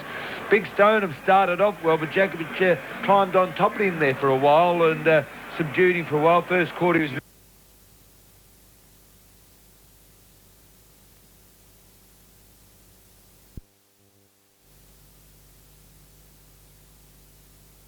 Centre bounce. Kemp had it but couldn't get it. Picked up by Bairstow. The first possession goes to Geelong. Kicks it out wide, a floating kick. Waterman and Scott dead heated. The ball spills to ground. In fact, it's going back to Waterman. And he's being paid a free kick on the point of the square at half-back. Kicks up towards half-forward. Brennan takes a very good mark. No, it was play on. I thought he had it. Now it's on the half-back line for Geelong as the ball's knocked out of the pack by Bruns. Comes out towards Scott. Gives it across to Simpson by hand. Gives it further down the field, but it's stolen there and taken away by McKenna. A centering kicker towards centre half-forward. Up goes Turley behind the pack. Oh, he slipped over. The gate was wide open for an early Eagle goal in the third quarter. Hickley comes in to butter it up, and there'll be a ball up about 20 metres out from goal. Oh, a slip there. And unfortunately, it cost the West Coast a goal. Geelong lead by 2 goals, 1 minute into the third quarter. Still a chance as Lewis takes the ball off the pack, snaps it back to goal. Sumich makes a spoil. It falls out into the pocket. A pack in after it, picked up by Rogers. A short kick finds its way to McGrath, who unloads long. Couch has plenty against him. Tall, timber and short. Heady takes the mark on his chest. Just forward of the centre line for the Eagles. Looking for the first goal to be almost on terms. He kicks into half forward for Sumich. Hinkley up makes a mighty spoil out to the boundary line. Oh, and Sumich does his block and gives Turley a spray and then flattens Ken Hinkley. Well, I don't know what that's all about. Hinkley just punched the ball away from him. And that is within the rules, I have to tell you, Peter Sumich. At the throw-in, Brennan takes it out of the air. Pulled away before he can get a kick. Hocking helps it to Mansfield, who kicks back to the centre line. Oh, Ablett attacks the ball. Jakovic was in his path. They both missed it. Stoneham overruns it. He was trying to knock it on. Heady's got it at half-back. Kicks back to midfield. Harding marks unmanned and plays on. Rebound footy for the Eagles as Harding kicks up the half-forward. Barnes dropping back, but he's been outmarked by Lewis. He was up and down before the ball arrived, Barnes, and Lewis in between 2 Geelong players has marked about 45 metres out from goal, almost directly in front. A very vital kick. The weight almost of the Premiership Cup on the shoulders of Chris Lewis. They must score the first goal. He dropped punts, and the goal umpire goes across to his right, which means the oncoming ball is to Chris Lewis's left and through for a behind. So the Eagles, plenty of attacking in the early part of this third term. Geelong, 8 goals, 8. West Coast, 6 goals, 9. McKenna, in fact, is in defence, and the player I thought was McKenna is actually Waterman playing on the wing. 11-point lead, rather, to Geelong. As Darcy thinks about it, goes southern side and delivers well to Scott, who marks on his chest. Barnes is there. Scott dummies the hand pass, but then plays on and chips well to Mansfield, just behind the centre line. Plays on, goes on to the non-preferred, which for him is the right. Kicks towards Ablett. Well done, Worsfold. Outmanoeuvred Ablett. Fists the ball out to the flank. Jakovic first there. Ablett right on his hammer. Jakovic took it over the boundary line.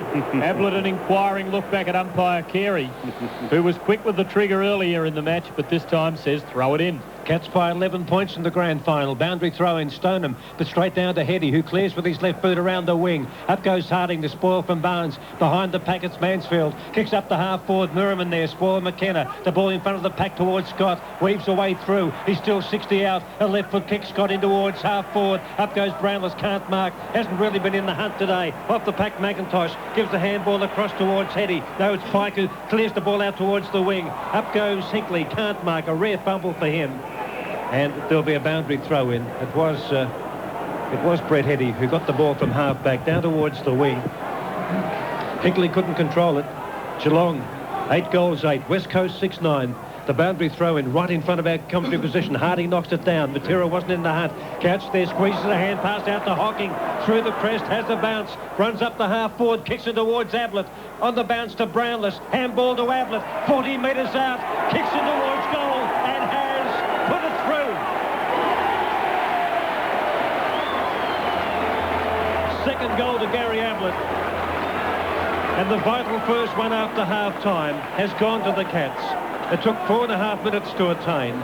In the grand final score check, Geelong 9-8, West Coast 6-9, 17-point advantage to the Cats. Stanley. Well, early days, I know, Peter, but if West Coast miss this, they're just going to sit back and rue miss chance. A man of Lewis's ability not to be able to kick a goal down there, and then it comes up and Ablett be able to just kick one on the run, and that is the difference. What a crucial goal. Barnes a thumping knock for Geelong out of the centre. Running onto it, Ablett coming the wrong way. Is tackled, dispossessed. Oh, he's given a free. The umpire ruling that he wasn't in possession. He'll have a go at this one too. Man on the mark about 70 metres out.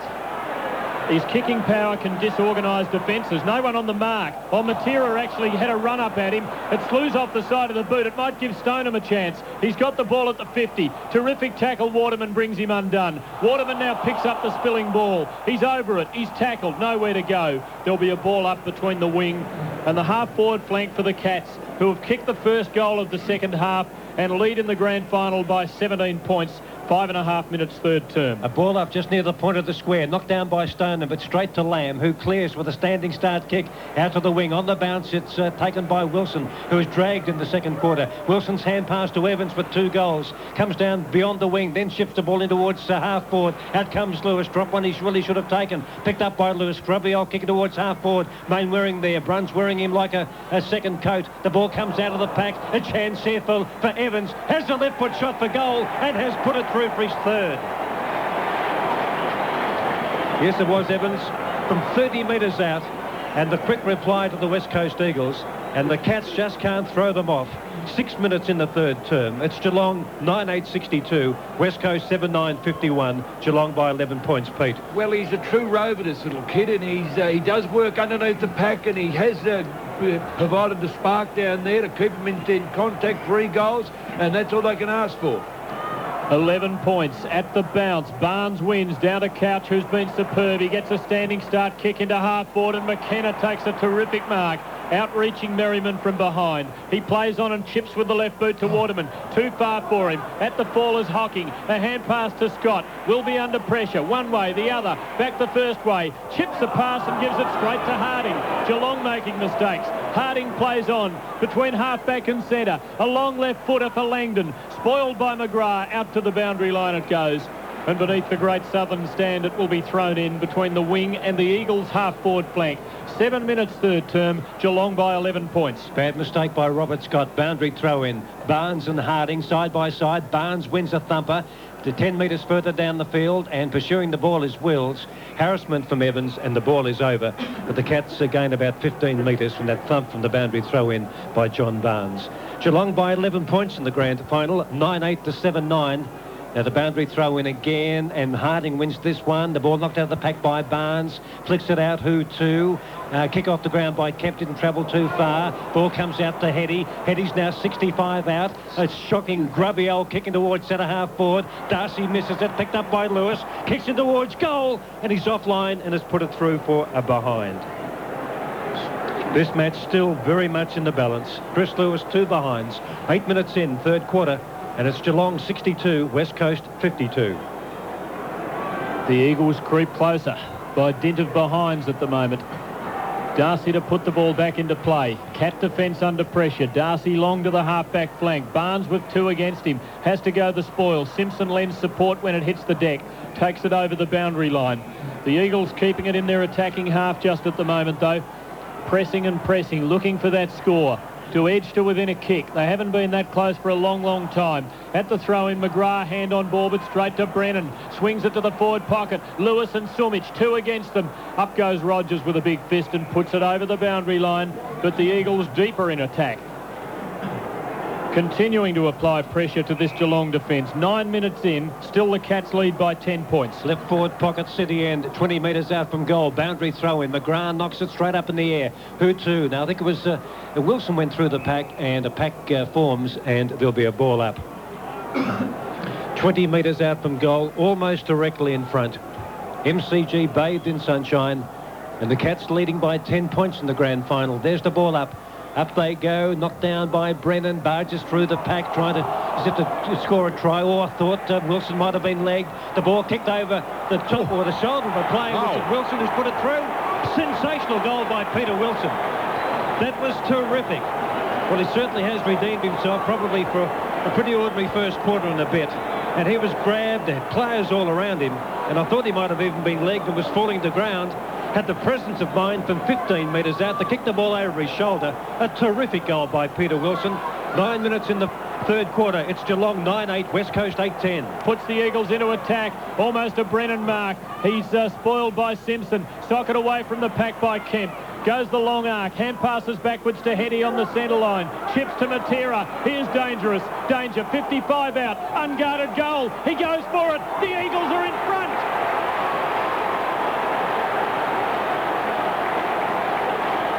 Brilliant goal by Peter Matera, his third. And West Coast have reached the lead 10.5 minutes into the third term. 9:10.64. Geelong 9:8.62. Keith Slater. Unbelievable, thanks, Tim. But they're starting to win the hard ball in the packs now. We saw Wilson win the hard ball, kick a goal. Then we saw Kemp get another hard ball out in the path of Matera. And when you start winning the hard ball, that's when you're in business. Back in the middle, and Barnes wins. Knocks the ball up towards Jakovic at centre-half back. Ablett comes through, flicks it out towards Stoneham. Good tackle, Worsfold. Kick off the ground by Hetty. Up beyond the centre. A chance here for Wilson. He's tackled the ball. He loses possession. Barnes has lost possession. Picked up by McGrath. McGrath's kicked the half forward. It bounces well inside 50. A good bounce for Jakovic. After him is Merriman. Jakovic shifts the ball across the half-back line to Worsfold. Takes the mark and plays on. Kicks down towards the half-forward line. Almost a mark to Brennan. Good work up by Simpson. He'll nudge it towards the boundary line. And Brennan goes over the top of Simpson and gives away a free kick. And Simpson will take it just near the interchange area to our right on the half-back flank. What a match. The West Coast lead by 2 points. Simpson a bit groggy, a bit dazed. Gives the hand pass to the veteran Bruns. Kicks up towards the wing. Worsfold in front of Ablett has taken a very strong mark. West Coast 9-10. Geelong 9-8. Now the skipper from half-back as Langdon leads. It's a bit of a wobbly kick, a hard one to mark. And so Kemp can't as he tried to lean forward into the oncoming ball. Lewis had a chance to break clear. Good work by the Cats defence, and there'll be a ball up between wing and half forward, but West Coast into attack as Miles prepares to come on for Geelong. Remember, the Cats kicked the first of this quarter. They got to a 3-goal lead again. The Eagles have kicked the last 3 and are in front. From the ball up, Hinkley's got it. Tremendous shepherd from his captain, Bairstow, who pays the price and goes to ground holding his head. Hinkley's kick to half forward, brilliantly marked by McKenna. And the Eagle defence really lifting now. McKenna, Worsfold, Jakovic and McIntosh superb. Kick into midfield is marked by Mr. Superb, Peter Matera, to put the Eagles into attack again. Here's Sumic on the lead. Delivery perfect. Sumic wraps everything around it. The man on the mark stands 40 metres out or just beyond. There's a man loose. He goes to Evans, who marks Gary Hocking 30 metres away. And Evans now can line up for his fourth from only 35 metres and directly in front. And the wheels are getting wobbly for the Cats, approaching the 13-minute mark of the third term. Suddenly the Eagles in front. Brennan and Hinkley are holding each other by the jumper, and now they're shoulder to shoulder and not friendly. Tony Evans, a surprise packet. 3 of the team's 9 goals so far. Comes in for number 4. Oh, he's missed. A bad kick from the left footer, right out to the left for a behind. And wouldn't a goal have really driven home the message. 9-11-65 plays 9-8-62. The Eagles by 3 points. We've crossed the 13-minute mark. The Cats have made a change. Miles on to a forward pocket or a flank, and Merriman's gone off. Darcy directs traffic beneath the big scoreboard. A big kick well outside 50 to the southern side, looking for Barnes. Spoil from the West Coast Eagles. Bad hand pass from Gary Hocking out towards Couch. He was under pressure, picked up by Kemp. Kemp is 60 out, kicks in towards Sumic. Oh, just a late spoil by Darcy. The ball's still in play. Now it goes out. A boundary throw in 20 metres away from the behind post, with the West Coast Eagles deep into attack. Left forward pocket, City goal at the MCG. Langdon and Barnes in ruck. Langdon goes to ground. Brennan knocks it down to the base of the pack. And they scrum there. There'll be a ball up about 20 metres out. West Coast by 2 points in the grand final. 9-11-65. Make that 3. Geelong 9-8-62. 14 minutes in third term. The Eagles doing all the attacking. At the bounce, Langdon and Barnes. Barnes wins straight to Lewis, who snaps quickly under pressure. How will it bounce? Darcy puts a hand on the ball. Very well done. Flicks it through for a behind. But the Cat defence is under siege at the moment. West Coast 9-12-66. Geelong 9-8-62. Stan, looking down the barrel. Yes, they've totally taken initiative. The Cats have sat back in the traces. They're just not working hard enough. There's been a fantastic team effort to date by the Eagles. Kick in by Darcy, and Jakovic punches the ball away from Stoneham. On the end of it here, a chance for Evans again. Mown down by Rogers. He's lost possession, Evans. Rogers hangs on to him, though. The loose ball picked up by Gary Hocking. Hand pass to Stoneham outside 50. By hand gives it to Gary Hocking. Works the ball around the southern wing. Up goes Mansfield, but the man in front, a West Coast player there, and it's Hetty who's marked on the wing for the West Coast Eagles. Answering every challenge at the moment. West Coast, they kick the ball through, heading towards half forward. Off the pack, a bad bounce for several players. Matera lost his footing. High tackle on a West Coast player against Bairstow. And that player, when he emerges and gets up, will be Evans, attacking side of the centre. Lead from Sumich, and he's got a double back. Darcy got fingers to it. He'll need some help. Sumich tried to sucker off the ground. They lost sight of the ball, the West Coast. Handball across the half-back line by Rogers. But against Sumich, I think, back on play to Rogers, who delivered that hand pass across towards the cricketer's gate, and Rogers has got the free kick. Ships the pass down past the cricketer's gate to Simpson, who takes the mark and plays on. A bit of a slack old kick. Now, he mightn't have had much to kick to. On the bounce taken by Main Waring. Brunn's not in the hunt. Main Waring. High kicking towards the forward pocket. Coming across the half-back line is Wills. It marks in front of Lewis on the half-back flank. Lewis throws him to ground. There's no 50. And Wills gets up. Surely. Isn't that the rule, like time wasting? Exactly. West Coast by 3 points, 9-12 to 9-8. Wills a long ball to the wing. Barnes outmanoeuvred by Harding, who's had his measure. At the fall, Waterman tries to burst through but can't. Barnes tries to and can. Pumps a hand pass to Bairstow. It sits for him. Cat's on the burst. Leads on. Oh, but he delivers straight to McIntosh.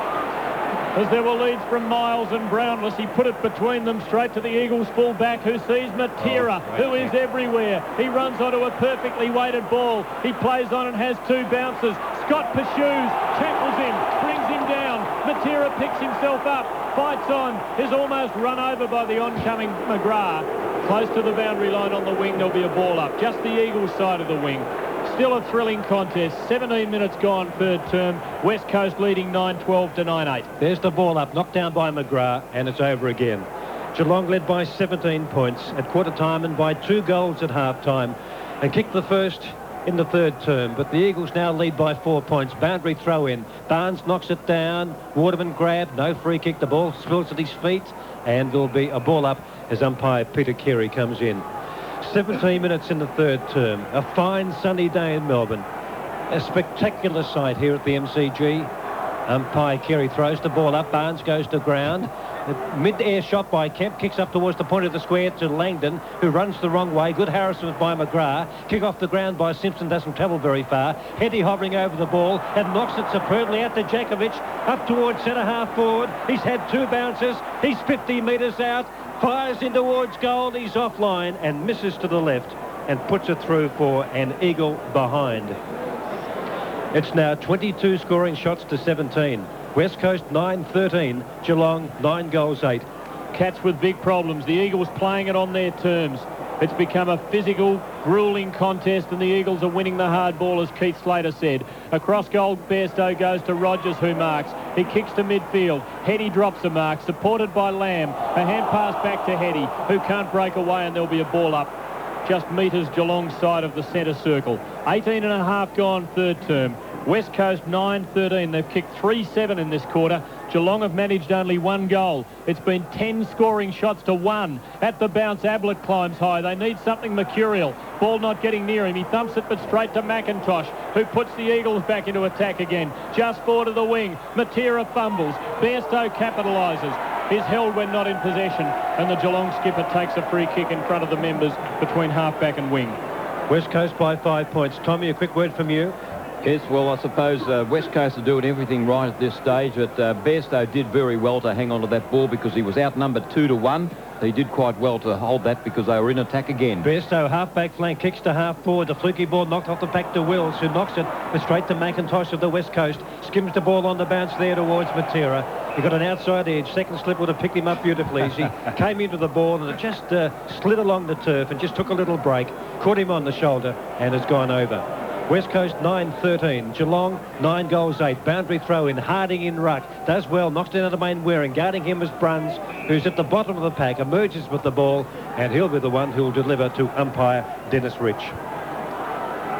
Isn't it tough and tight at the moment? And that's how the Eagles play at best. Harding gets the knock up towards the half-forward flank. Getting back quickly is Simpson under pressure. He's looked a little rattled in this quarter. He's got it close to the boundary line. He takes it over. He didn't know where to go. And there'll be a throw-in just outside the Eagles' attacking 50. 20 minutes gone in the term. Langdon arrives to do the ruck work against Barnes. Signs of fatigue showing. Barnes the knockdown to Wills. Can't break away. Geelong gain metres. Gary Hocking over the ball was pushed in the back by Matera and takes a free kick in front of the members. Matera holds him by the jumper. Geelong working harder now. Yes, I think you're right, Keith. They realise they've got to answer this challenge.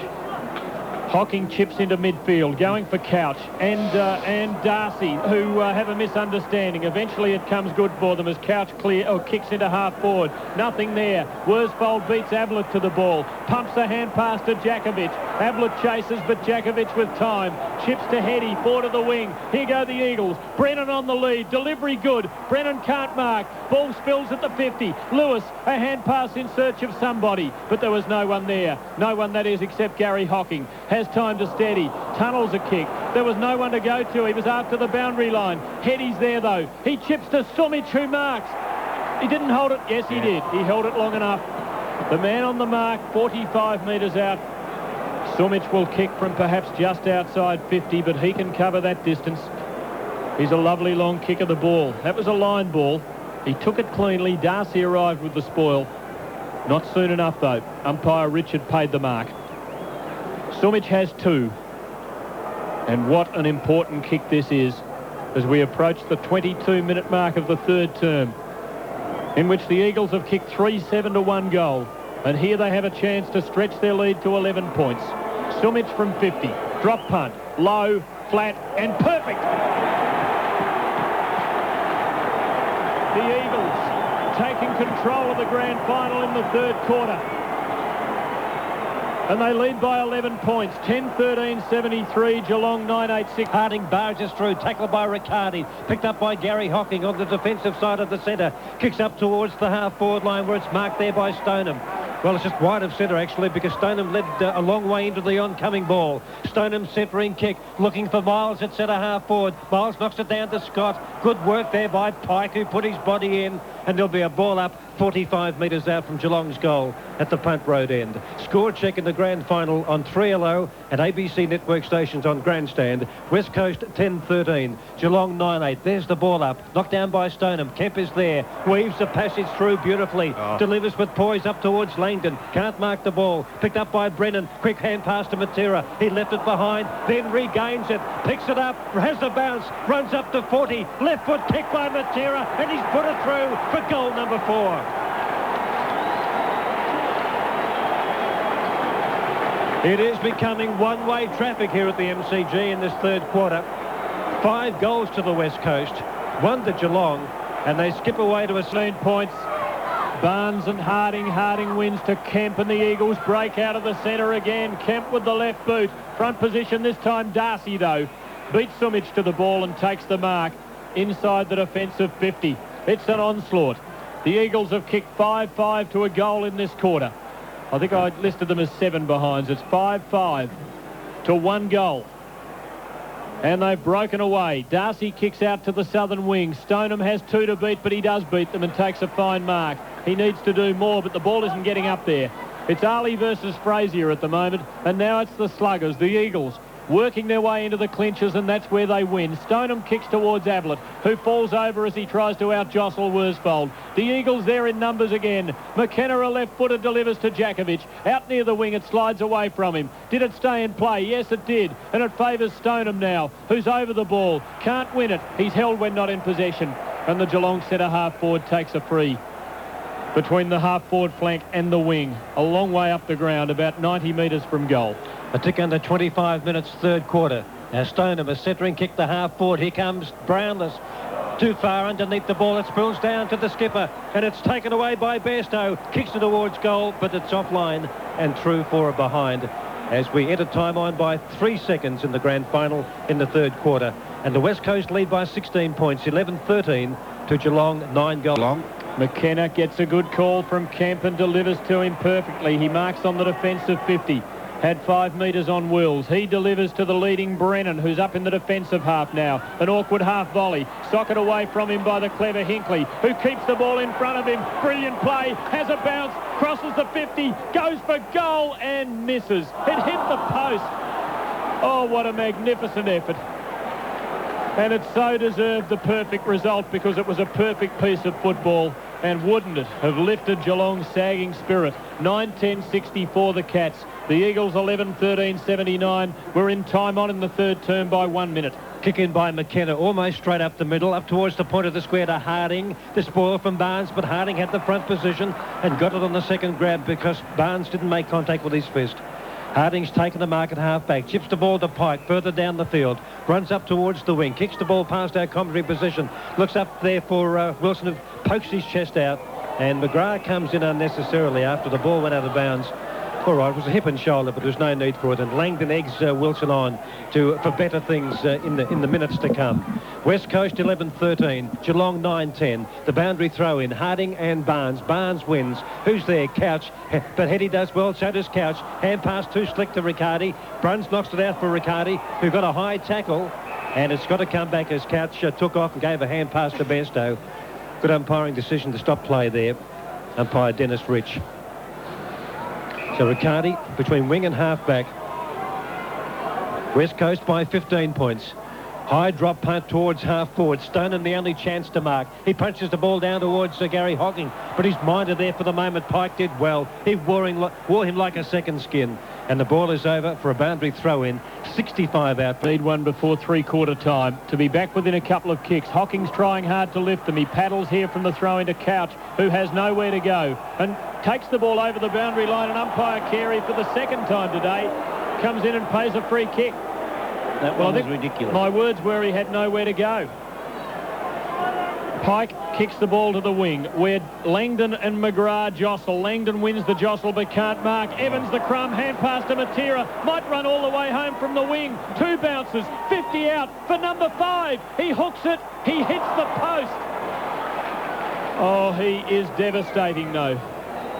Dominating this match as he did the second semi after Bairstow was competitive early. The Eagles 80, the Cats 64. We're at the 28-minute mark. The outer side. Lewis is there, and also Barnes. Barnes can't mark, but best to recover as the ball spilled behind. He turned around and got a good bounce. Kicks up towards the wing. The ball on the bounce to Jakovic and Stoneham. Stoneham unsighted as he tries to apply a tackle. Jakovic steps out of it nicely, then kicks the ball back towards the wing. Up goes Wilson of West Coast. Can't mark. The ball comes down towards Harding. Harding tries to get a handball away. Bruns in there too. Can't do much about it. In goes Wilson. He's hovering over the ball. The ball eventually comes out to Main Waring. He's 60 metres out from goal. Squeezes the ball on the bounce by foot up towards half forward. Langdon couldn't control it. McGrath comes out and there'll be a ball up on 50 for the West Coast Eagles. Close on three-quarter time in the grand final.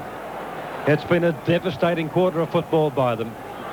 They came out 2 goals down, and at the moment they lead by about 2.5 goals, 16 points in fact. Now Barnes takes the ball out of the air, kicks the ball back in towards the middle. On the bounce it comes, up towards Ablett, but he was out of the contest there from Worsfold. Knocked on by Hetty up towards the point of the square. Matera now have another shot, son. No, he won't. Handball across to Evans, by hand to Brennan. 35 out, has a quick look, fires for goal and misses, and it's gone through from behind.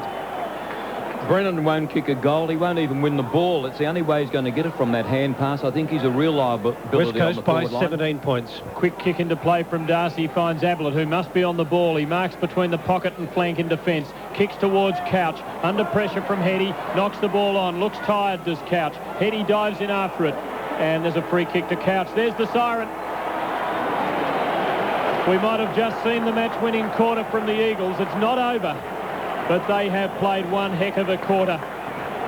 They started at 12 points down. They finish at 17 points in front. They kicked 5 goals 7 to 1 goal 2. And at three-quarter time, West Coast 11-15-81 leads Geelong 9-10-64. From umpire Peter Carey, won by Barnes, knocked on by his opponent Harding, comes down to Bairstow, lost possession to Wilson, grabbed by Gary Hocking. The ball comes out of the pack to Couch. Hocking there too, and knocks it out towards Bairstow. Runs up towards the point of the square. Hurried old kick, and it all hits Jakovic in the chest. Didn't travel very far. Jakovic, the centre half-back, kicks out towards the wing. Bruns can't take the mark. Off the pack comes Main Waring. Runs away from Bruns. Kicks in towards Lewis. One-handed, takes a beauty. On a 45-degree angle, about 50 metres out from goal. The lead from Sumic, and he takes it on his chest. And they've opened up the angle by about 10 metres. He plays on. Handball over the top. Matera kicks the ball in towards goal and has put it through for goal number 5. What a fantastic start by the West Coast Eagles. They lead by 23 points. They're 12-15-87 to West Coast 9-10-64. Matura 5 goals as Wills prepares to come back on stand. Well, I know they'll be getting a bit excited in the West. They might be getting the ice ready. The champagne's there. Or don't open the corks yet, but by gee, that could be a good start for it. At the bounce, Barnes perhaps marginally the honours there. Picked up by Bairstow, a hand pass to Poole, who thumps the Cats into attack. Pike out positions Riccardi, has to go the spoil low. At the fall, Ablett half a chance. It doesn't bounce for him. Miles lends assistance. McKenna against him, knocks it to Heady, who paddles back to McKenna. They're a team. They're brothers, as Peter Booth said in the second semi. On to Evans, a left-footed, a Langdon on the half-forward line. Terrific thumping spoil low from Bluey McGrath. Puts it over the boundary line for a throw-in. 75 metres from the Eagles' goal. 2 minutes final turn. The Eagles have kicked one already and lead by 23 points. Boundary throw in on their half-forward flank. Up goes Harding, knocks it down. Barnes is there. Hinkley through the pack, lost possession. Now comes to it. He's got it, and he can't get a handball away as Michael Brennan, the Eagles vice captain, applied the tackle. Umpire Kerry to call for a bounce. White about to come on for the West Coast. Langdon hobbling off. Cramped. Out cramped, has he? 60 out from goal. There's the ball up. Knocked down by Barnes, but stolen by Kemp. Has a look with poise. Kicks in towards Sumich. And the ball, good mark. Hinkley taken on the half-back flank for the Cats. Might go short to Rogers. He will. Sumich chasing him. Rogers waiting for it. Running with the flight. Takes the mark at half-back. Then shifts it over. A nothing kick. Absolutely nothing out towards Lamb of the West Coast, who's lost possession. Harding gets a tackle over the back of the neck. And there'll be a ball up just wide of the centre.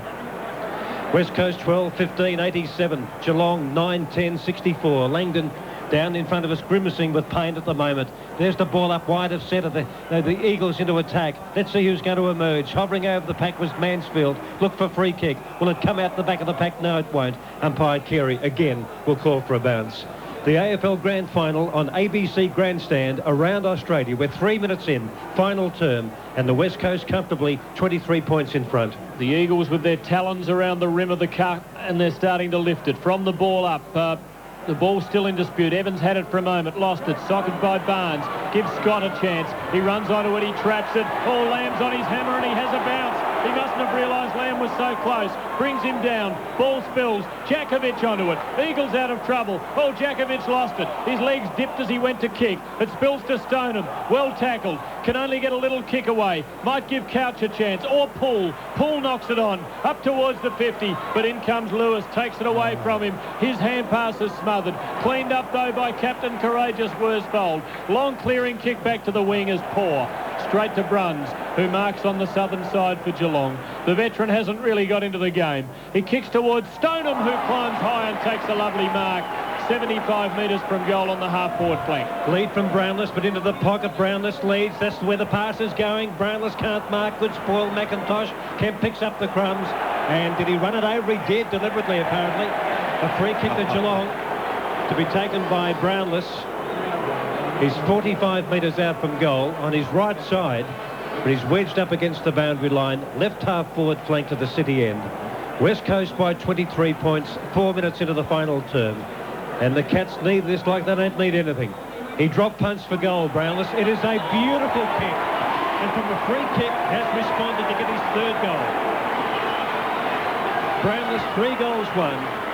West Coast 12-15-87. Geelong 10-10-70. Peter Keenan. Well, he's got his third goal, but I must say this about Billy Brownless. You have not earned a goal yet. To give them a chance as he takes the knockdown from Barnes. Kicks to Ablett. Can't quite mark after outmanoeuvring Worsfold. He hand passes to Bairstow. Inside 50. Goes for home. It was touched. A desperate moment. Poor kick from Bairstow. Not enough altitude. And McIntosh just getting fingertips to it, virtually on the scoreline. Fred Swift, 1967 style. The difference, 16 points, approaching the 6-minute mark. Kick in by McKenna. We can get a record made of this. McKenna out to Kemp, just past the cricketer's gate, chipped it down the field. High ball for Matura. And Bairstow punches in front of the adoring members, and it finds the boundary line for a throw-in. West Coast by 16 points. 6 minutes in the final quarter. 12-15, 10-11. The boundary throw in Jakovic and Stoneham. They're side by side. 50 metres out from Geelong's goal. Knocked behind the pack, but rode beautifully by Evans. Not a good kick. Good bounce for Harding. Well, it ends up on his knees. Can he pick it up? No, he doesn't. He runs it over. Might have had a little wry look at the umpire too, as he didn't try to keep it in. West Coast by 16 points in the 1992 AFL Grand Final. Now the boundary throw-in. It'll be Stoneham and Jakovic again. Stoneham from behind. Try to get it down the Couch. You've got to push in the back. He was there for the oncoming ball. Now Couch, as Langdon running around the boundary line after going off a short time ago. Couch, a high ball in towards centre half forward. Miles is there. The ball spills between them. On the break is Pike. Gets the handball over the top to McIntosh. He gets a good bounce too in the back pocket. Then clears expertly out to the southern stand side. Waterman's there. He cops a bad bounce. It favoured Mansfield, but he lost his footing. But Mansfield got up quickly, picked it up, then kicks down towards the forward pocket. It goes behind Miles. Lamb is there. Sockers towards the boundary line. It comes out to McKenna. Handball across to McIntosh, and McIntosh clears. McIntosh, the magnificent, kicks to the centre line, but Barnes marks. Geelong lifting here. A left footer into half forward. Miles had it, lost it. Off the pack, Scott swings it towards an unguarded goal. It won't go all the way. It carries across the face. First there, that man Matera takes it on the bounce, has a bounce. No one to kick to out on the wing. He goes for the boundary line and does it beautifully, and I can hear Johnny Beckwith from here applauding that one. The throw-in will occur right in front of the members. The battle is taking its toll. There are some very tired players. The Eagles, after raising that mighty third quarter effort, just could fade here. And Geelong might work their way back into it. Stoneham gets the knock. Can't break away. Hand pass to Hocking. To Couch. A little sidestep. A chip pass to a weary-looking Bairstow. But it beats him out to the boundary line for another throw-in just outside Geelong's 50. 8 minutes gone. Plenty of time left.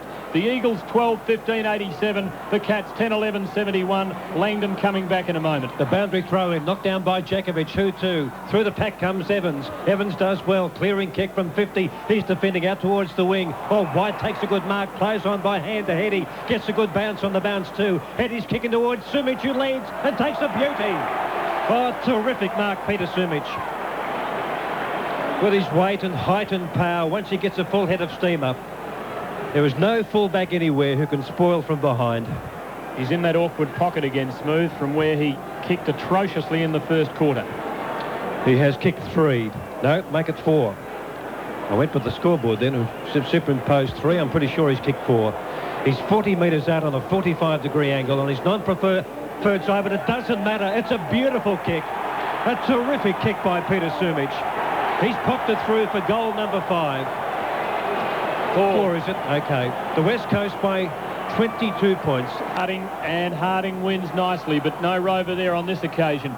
Ball in dispute in midfield. Hocking's got it. He's had a good second half, but hasn't had enough supporters. He gets it to McGrath, who soccers, but straight to Heady. Here go the Eagles. They've got 3-on-1. A lovely hand pass to White, who kicks up towards... Now, the whistle's gone. Sumic was being held. Everyone stopped. Sumic was being held and is only 25 metres out and in perfect position for the left footer. He's on a 45-degree angle, but over towards the right forward pocket.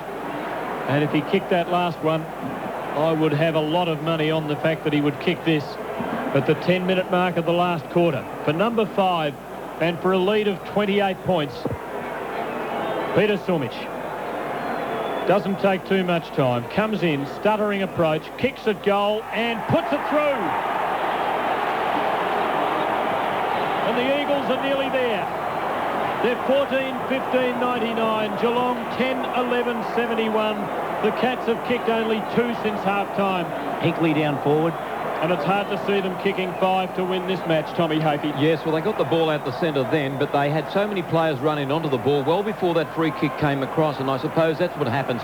They're playing with a lot of confidence now, and they're really, after that goal from Sumic, and then the second one, they're right in it now. Now back in the middle, up they go. 50-50 in ruck as Couch emerges. Kemp is being held and will take a free kick. Good umpire. Now it's going the other way. Oh, you're right. No, yep, it's going to Kemp. Just wide of the centre, paid by umpire Peter Carey. 11 minutes in the final term. 14-15 to 10-11. The kick by Kemp in towards centre half forward. Sumic up, and it's a West Coast mark in front. Taken by Wilson, I think it is. Peter Wilson. 40 metres out directly in front. Tim, if you want to beat the traffic, now's your chance.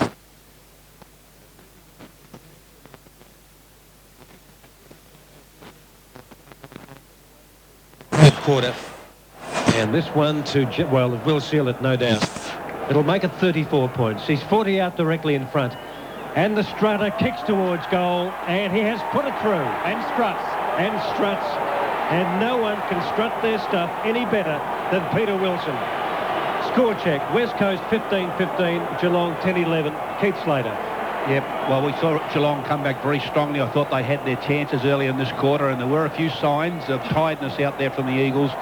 But all of a sudden, the tiredness started to show on Geelong, and the great skills of the West Coast Eagles, without any pressure on them, starting to flow through now, and they'd have to play very badly to lose it from here. Since half-time, 9-7 to 2-3. The free-scoring Cats have stopped to a walk. Harding beats Stoneham, who's in the ruck. It falls to Poole. Kick goes nowhere. Knocked on by Ablett. Through half-forward. McKenna attacks the ball low and thumps it with a soccer kick back to midfield. Matera runs at it. A shepherd from Wilson. But Simpson does very well to block the ball. Then pick it up and kick long into half-forward. Hinkley up and takes the mark. Thrown into attack by a desperate coach, Malcolm Blight. He's such a brilliant player, who knows what he might do. The man on the mark stands just inside 40 metres. So Hinkley to kick from about 45. In he comes. Drop punt on its way. High, straight. The goal umpire doesn't move. It's a goal.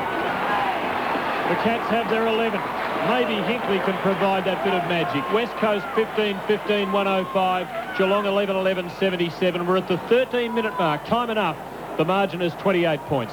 And that's what they've missed all day, haven't they? This much vaunted Geelong attack. They really haven't anybody who's been able to go for the ball today. Brownless has been quite insipid, and we haven't really seen Ablett take off. And it's really taken Ken Hinkley to get down to the show them. But I just think it's gone because the West Coast Eagles are growing in confidence. As we said, that run and all those magic skills are now being displayed. From the centre bounce, Harding of West Coast wins. Taken by Couch, but lost possession. Picked up by White.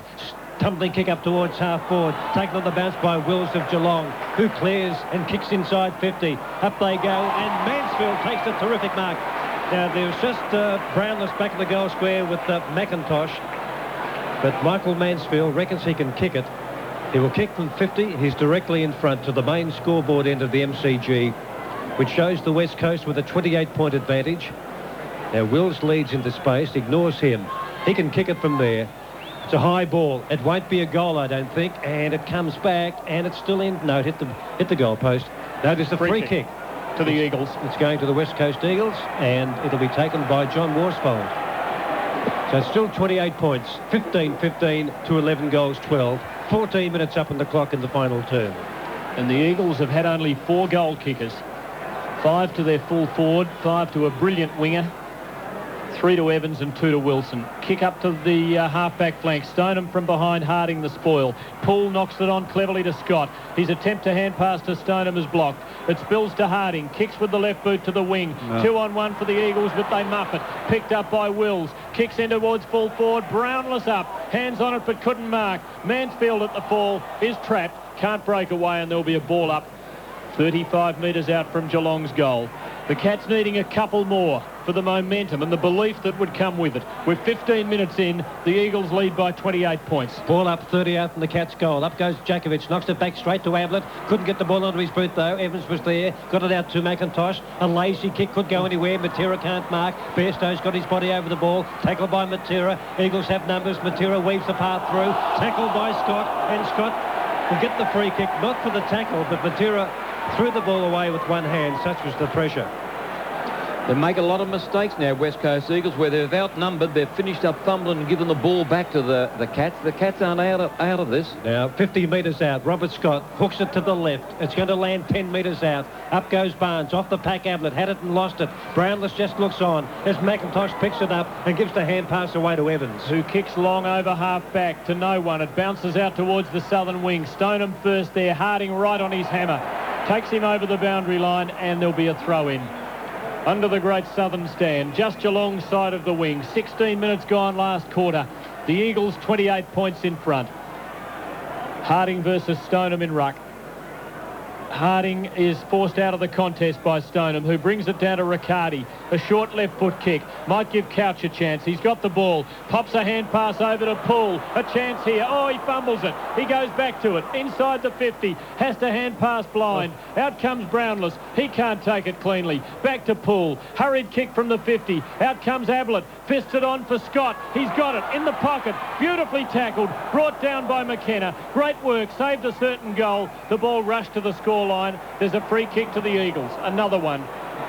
Their defence is magnificent. 17 minutes gone, final term. West Coast 105, Geelong 77. Free kick to Waterman. Short kick up towards the half-back line to Lamb, who plays on after taking the mark out towards the wing. White is there with McGrath. McGrath's got the front position. Does well, falls to ground. No tackle from White. McGrath's hand pass is okay to Stoneham on the bounce. Stoneham from the wing. Kicks it towards centre-half forward. Up goes Barnes. And in front is Brownless. Well, I hesitated because he really has not been in the contest today, although he's kicked 3 goals. He'll kick from about 56 metres out. The distance will be no worry. Brownless. Drop punt. It's on its way. It's a big kick, and up goes Barnes at the front of the pack, and McKenna concedes, and wisely so, with such a big lead, and runs it over for a Geelong behind. 17 minutes in the final term. West Coast 15-15, 105. Geelong 11-12, 78. And the scoring machine, the Cats, just can't finish their work at the moment with goals. They've done all the attacking for the last 5 minutes. They haven't been able to nail one. Now, McKenna tried to put the ball back into play, but again, the umpire hadn't finished waving the flag. It's happened a number of times today. McKenna kicks out to halfback. Harding versus Stoneham. Stoneham outmanoeuvres a tired Harding and takes the mark. 70 metres from goal. That was a lovely long kick in from McKenna. Stoneham thinks about a pass. Stops, goes back and kicks long. He needs someone to take a big mark. Brownless and Barnes in front, though. Jakovic takes a beauty for the Eagles in the last line of defence and plays on with a hand pass to Lamb, who runs out of the back pocket, bounces once, chips to Matera, just too far for him. Bairstow over his shoulder. Gives away a free kick. McKenna runs onto the ball and is told he can play on. Kicks with the left boot up towards White at half forward. Strong spoil McGrath. At the fall is Wilson. Just outside 50. Props. Great smother by McGrath as Wilson took too long in kicking. And McGrath ricochets the ball over the boundary line for a throw-in just outside the 50. Eagles left half forward flank. I can hear those champagne bottles, Tim. West Coast 15-15, Geelong 11-12. There are so many of them being popped at the moment. On 50 from the boundary throw-in. Umpire Rich will come in and call for a bounce. Eagles very tired, Peter. And it wouldn't take much for Geelong to kick a couple of goals through big marks here if I can get it down there. I'll tell you what, though, Keith, the clock isn't tired. It's still ticking on minute by minute, second by second. From the ball up, Miles knocks it down. Matera hadn't lost it. Wilson tries to keep it in, and little grubby kick goes to Matera. It bounces up off his chest and goes over for a boundary throw-in. West Coast 15-15, Geelong 11 goals 12. Good time erosion by the West Coast here, just to bottle it up on their left half forward flank. Now the boundary throw in. Let's see who'll emerge. It's Lewis, grabbed by Gary Hocking, lost possession. Hocking gets the hand pass to Simpson, still at centre half back, kicks out wide towards Pike and Riccardi. Riccardi had it and lost it, takes the front position, knocks the ball in front. He wants it to sit up, and it does. Runs through the AFL crest, past the Great Southern stand, has a bounce, then kicks it towards half forward. Up goes Hinkley, knocks it down for Barnes. Barnes is there, he nudges the ball out. There's no one there. McKenna, hand pass to Lamb. The ball rebounds, and it would have been Riccardi going without the ball. It's 40 out from the Geelong goal. It's picked up by Ablett, kicks in towards the forward pocket. He's missed everything, and there's going to be a free kick, obviously, as I see the umpire going down to give it to McIntosh. No, it's Heady. As McIntosh handballs it over to Heady, will take the free kick beneath the big scoreboard. 20 minutes gone, and it's Geelong trailing by 27 points. They need 5 goals in 10 minutes and don't look as though they could possibly score it. From the kick, off the pack Poole, kicks into centre half forward, and Hinkley marks again. Well, he has breathed life into this Geelong attack. Someone who can take a mark, and not many can take one better. The man on the mark is 40 metres out. Hinkley has kicked one and lines up for his second from about the same spot to cut the margin to 21 points. In he comes. Crowd hushes. Kicks at goal. I think he's missed. He sprayed it out to the right. Crowd very quiet. It's a behind. And I think with that goes Geelong's last chance. West Coast 15-15, 105. Geelong 11-13-79. We've crossed the 21-minute mark. The Eagles edging closer to their first flag. Brownless must be embarrassed seeing Ken Hinkley trying to kick a winning score after doing so much good work in defence in the first 3 quarters. West Coast 105, Geelong 79. The kick in by McKenna is a thumper well inside the centre square. Up towards the circle now as no one can mark. Let's see, picking it up is Poole. Kicks the ball to half forward to Mansfield. He'll kick from about 52 metres out. Barnes dropping back. He's going for the short pass and McGrath can't mark. Good spoil there from a West Coast Eagles player. Evans is picked up by Worsfold. Kicks right across the half-back line and the bouncing ball went exactly where the skipper wanted. And it's out of bounds on 50 in Geelong's half-forward flank. West Coast 15-15, Geelong 11-13. Just outside the 50, at the throw-in, Jakovic and Barnes. It falls off Jakovic's body to Kemp, who swings at it while it's lying on the ground. Out to the boundary line, Riccardi has it. Took too long, looks for Gary Hocking with a hand pass. It bounces off Hocking back to Riccardi, who burst through a pack, but the ball had crossed the boundary line and will be thrown in. About 75 metres from Geelong's goal. At the throw-in, Barnes backhands it to the back of the pack, but Matera runs onto it. He'll be the Norm Smith medalist. He has 3 bounces as he runs across the half-back line. He kicks out towards the members' wing. Lewis front position can't mark. Is interfered with from behind, though, by Rogers and takes a free kick. Matera was there where his own kick fell and wanted to pick up the ball and play on, but umpire Rich said, no, I've called time off. Lewis must take the ball. 22 and a half gone final term. Lewis a little pass to Worsfold running up out of defence. 75 from goal. And shortly he'll be holding up the Premiership Cup. John Worsfold from half-forward flank kicks towards Sumic. Shoulder to shoulder with him, Darcy and Stoneham comes in to take a mark for Geelong, but there's a free kick to Sumic against Darcy. And he can have another ping from just inside the 50 on the difficult side. But he seems to have come to terms with that as this match has worn on. Good view of Mickey Malthouse from where I am, Tim. He looks quite contented at the moment. So he should be. Not happy today. He might even give us a smile, Mickey, today. Sumic lines up. 23 and a half minutes gone. The leader's 26 points. Sumic for his 6th. Wants it to curl from left to right. Gave it too much to the left and it's a behind. The Eagles are 15-16, 106.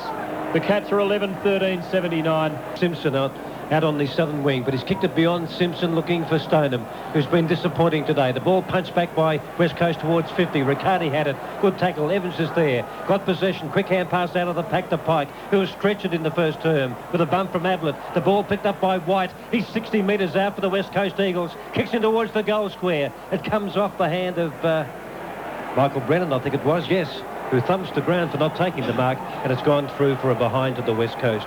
24 and a quarter minutes in the final term. West Coast 15-17 to Geelong 11-13 and the West coasting home. Darcy says, I'm kicking the cover off it and I'm going straight down the middle, and that's what he does. And Hocking takes it off the pack, pumps a lovely hand pass to Poole in the centre. Atrocious kick. He leant back on the torp and miscued. Hinkley and McKenna pursue it out to the boundary line on the flank.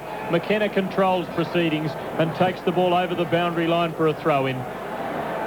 We are 10 seconds away from the time-on period. The Eagles are 28 points in front, and the Cup, I'm afraid, Victorians, is going to leave your state. It's on its way to Western Australia. 9 years to the day after the America's Cup was lifted from Rhode Island Sound. From the throw-in, Jakovic has it. A little kick onto Evans, who's done well. He kicks up to the wing. McGrath takes possession against White. Forced the wrong way. Kicks with the left boot beyond the wing. Riccardi in front of Pike takes a strong mark for Geelong. He's played on and he's lost it too as Pike plays on. Now, Pike on the wing, 95,007 the attendance. The kick by Pike, a bit of a wobbler towards half forward. The ball punched away from Sumic by Darcy, and there'll be a boundary throw in. Why were all those thousands turned away from this ground which was meant to hold 100,000 people? 95/007 for the grand final of 1992. West Coast 107, Geelong 79. The boundary throw in just down from the ghost of Bay 17. Up they go in ruck. Wilson takes it on his left boot, kicks in towards the forward pocket. Sumic is marked. He's only about 15 metres out from goal on the angle favouring his left foot style, and he's on quite an acute angle, but it doesn't really matter whether he kicks a goal or behind or completely misses from here, because the West Coast as we just tick past 26 minutes, have the flag back in WA for the first time.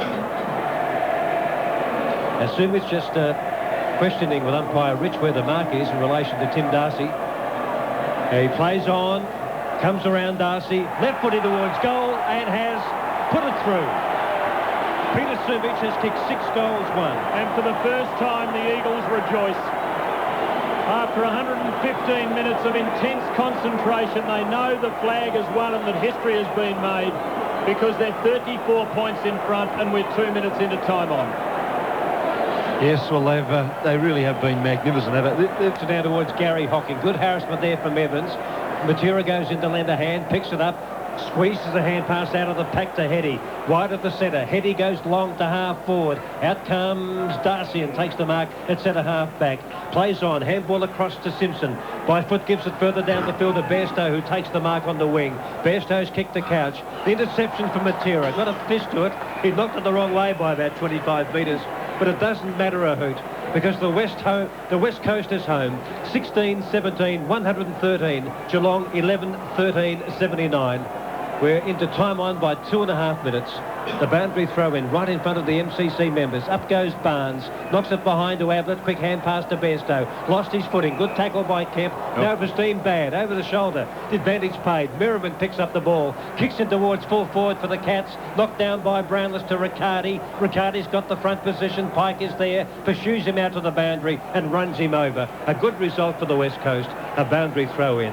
West Coast 16-17, Geelong 11 goals 13 in the dying moments of the grand final. 28 minutes gone. 5 goals to 2 in the last quarter. At the throw-in, Brennan and Barnes. Now, Ablett's fallen over. There's a free kick, and it will be paid to Ablett. About 30 metres out on a 45-degree angle. The umpire comes in and explains to Worsfold exactly why. Ablett lines up. Moves quickly as though he's trying to do his business in a hurry. At the 28.5-minute mark, he comes in, he drop punts at goal. The Cat fans like it behind the sticks. It's a goal. Ablett's third, but too late. And the great man hasn't been able to produce enough in this second half when it's really counted. West Coast 16-17, 113. Geelong 12-13, 85. Crackers.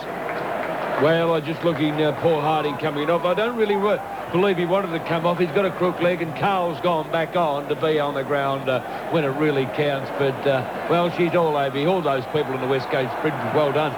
From the centre man, Shakovic in ruck and wins. Stoneham was there too. Fluky ball, couch down to Stoneham. Runs up towards centre half forward, delivers in towards the forward pocket. Good work, McIntosh, to get Brownless out of the way, as he's done so many times today so effectively and legally. And it's out of bounds. Left forward pocket for the Cats, 25 metres out. West Coast 16-17, 113. Geelong 12-13, 85. And Keith Slater, it'll be your moment in just a moment. It'll only be a minute or so away. Boundary throw-in. Up goes Brennan. Knocks the ball out towards 50. Evans is there. Punches the ball towards the boundary. He's done his fair share of work today and has chipped in and has kicked 3 very valuable goals. Half forward flank for Geelong. 70 metres from goal. Barnes and Brennan. Barnes a nice backhander. No Harding, and Barnes is able to ruck with less inhibition. Taken though by Lamb. A hand pass to Worsfold. Swings his kick back towards the wing. Heady forces Couch under the ball. Can't mark though. Socket on by Kemp. Opens the door for Heady. Kemp there to Shepherd. Heady gets around one. Looks for the hand pass, but it's smothered by Ablett. Ball spills out towards Kemp, who was waiting for the hand pass. Now he's got it. He kicks towards Wilson, who spills the mark. Stolen from him by Simpson, who kicks back to the wing and beyond on the southern side. Taken by Pike. Goes backwards with a hand pass to Worsfold. A left foot chip into midfield is marked by Evans. Behind the centre for the Eagles. 30.5 minutes gone. Siren seconds away. The flag will fly in Perth. The West Coast Eagles have won it.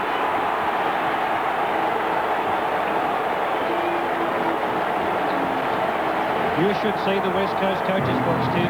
They're jumping up and down, almost taking the roof out of it and the glass out of the front. Such is the jubilation. And there is jubilation on the field.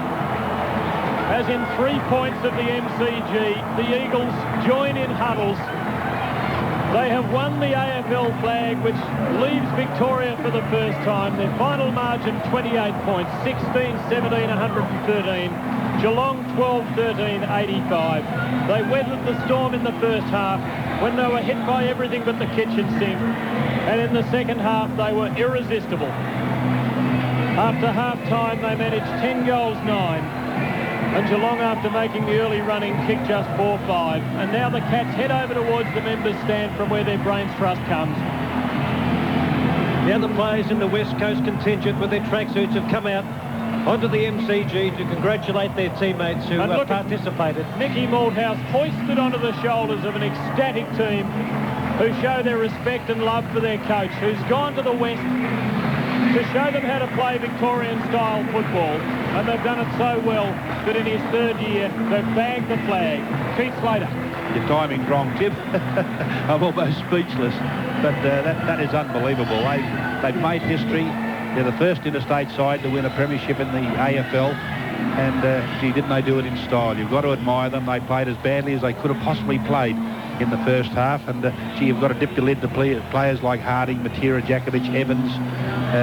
Matera, absolutely sensational. But they kept the Eagles in the game in that first half. They never had many to help them. I thought that in the third quarter, a few more players came to the party. And then at the finish of the game, we saw them get right on top. And they did it the hard way.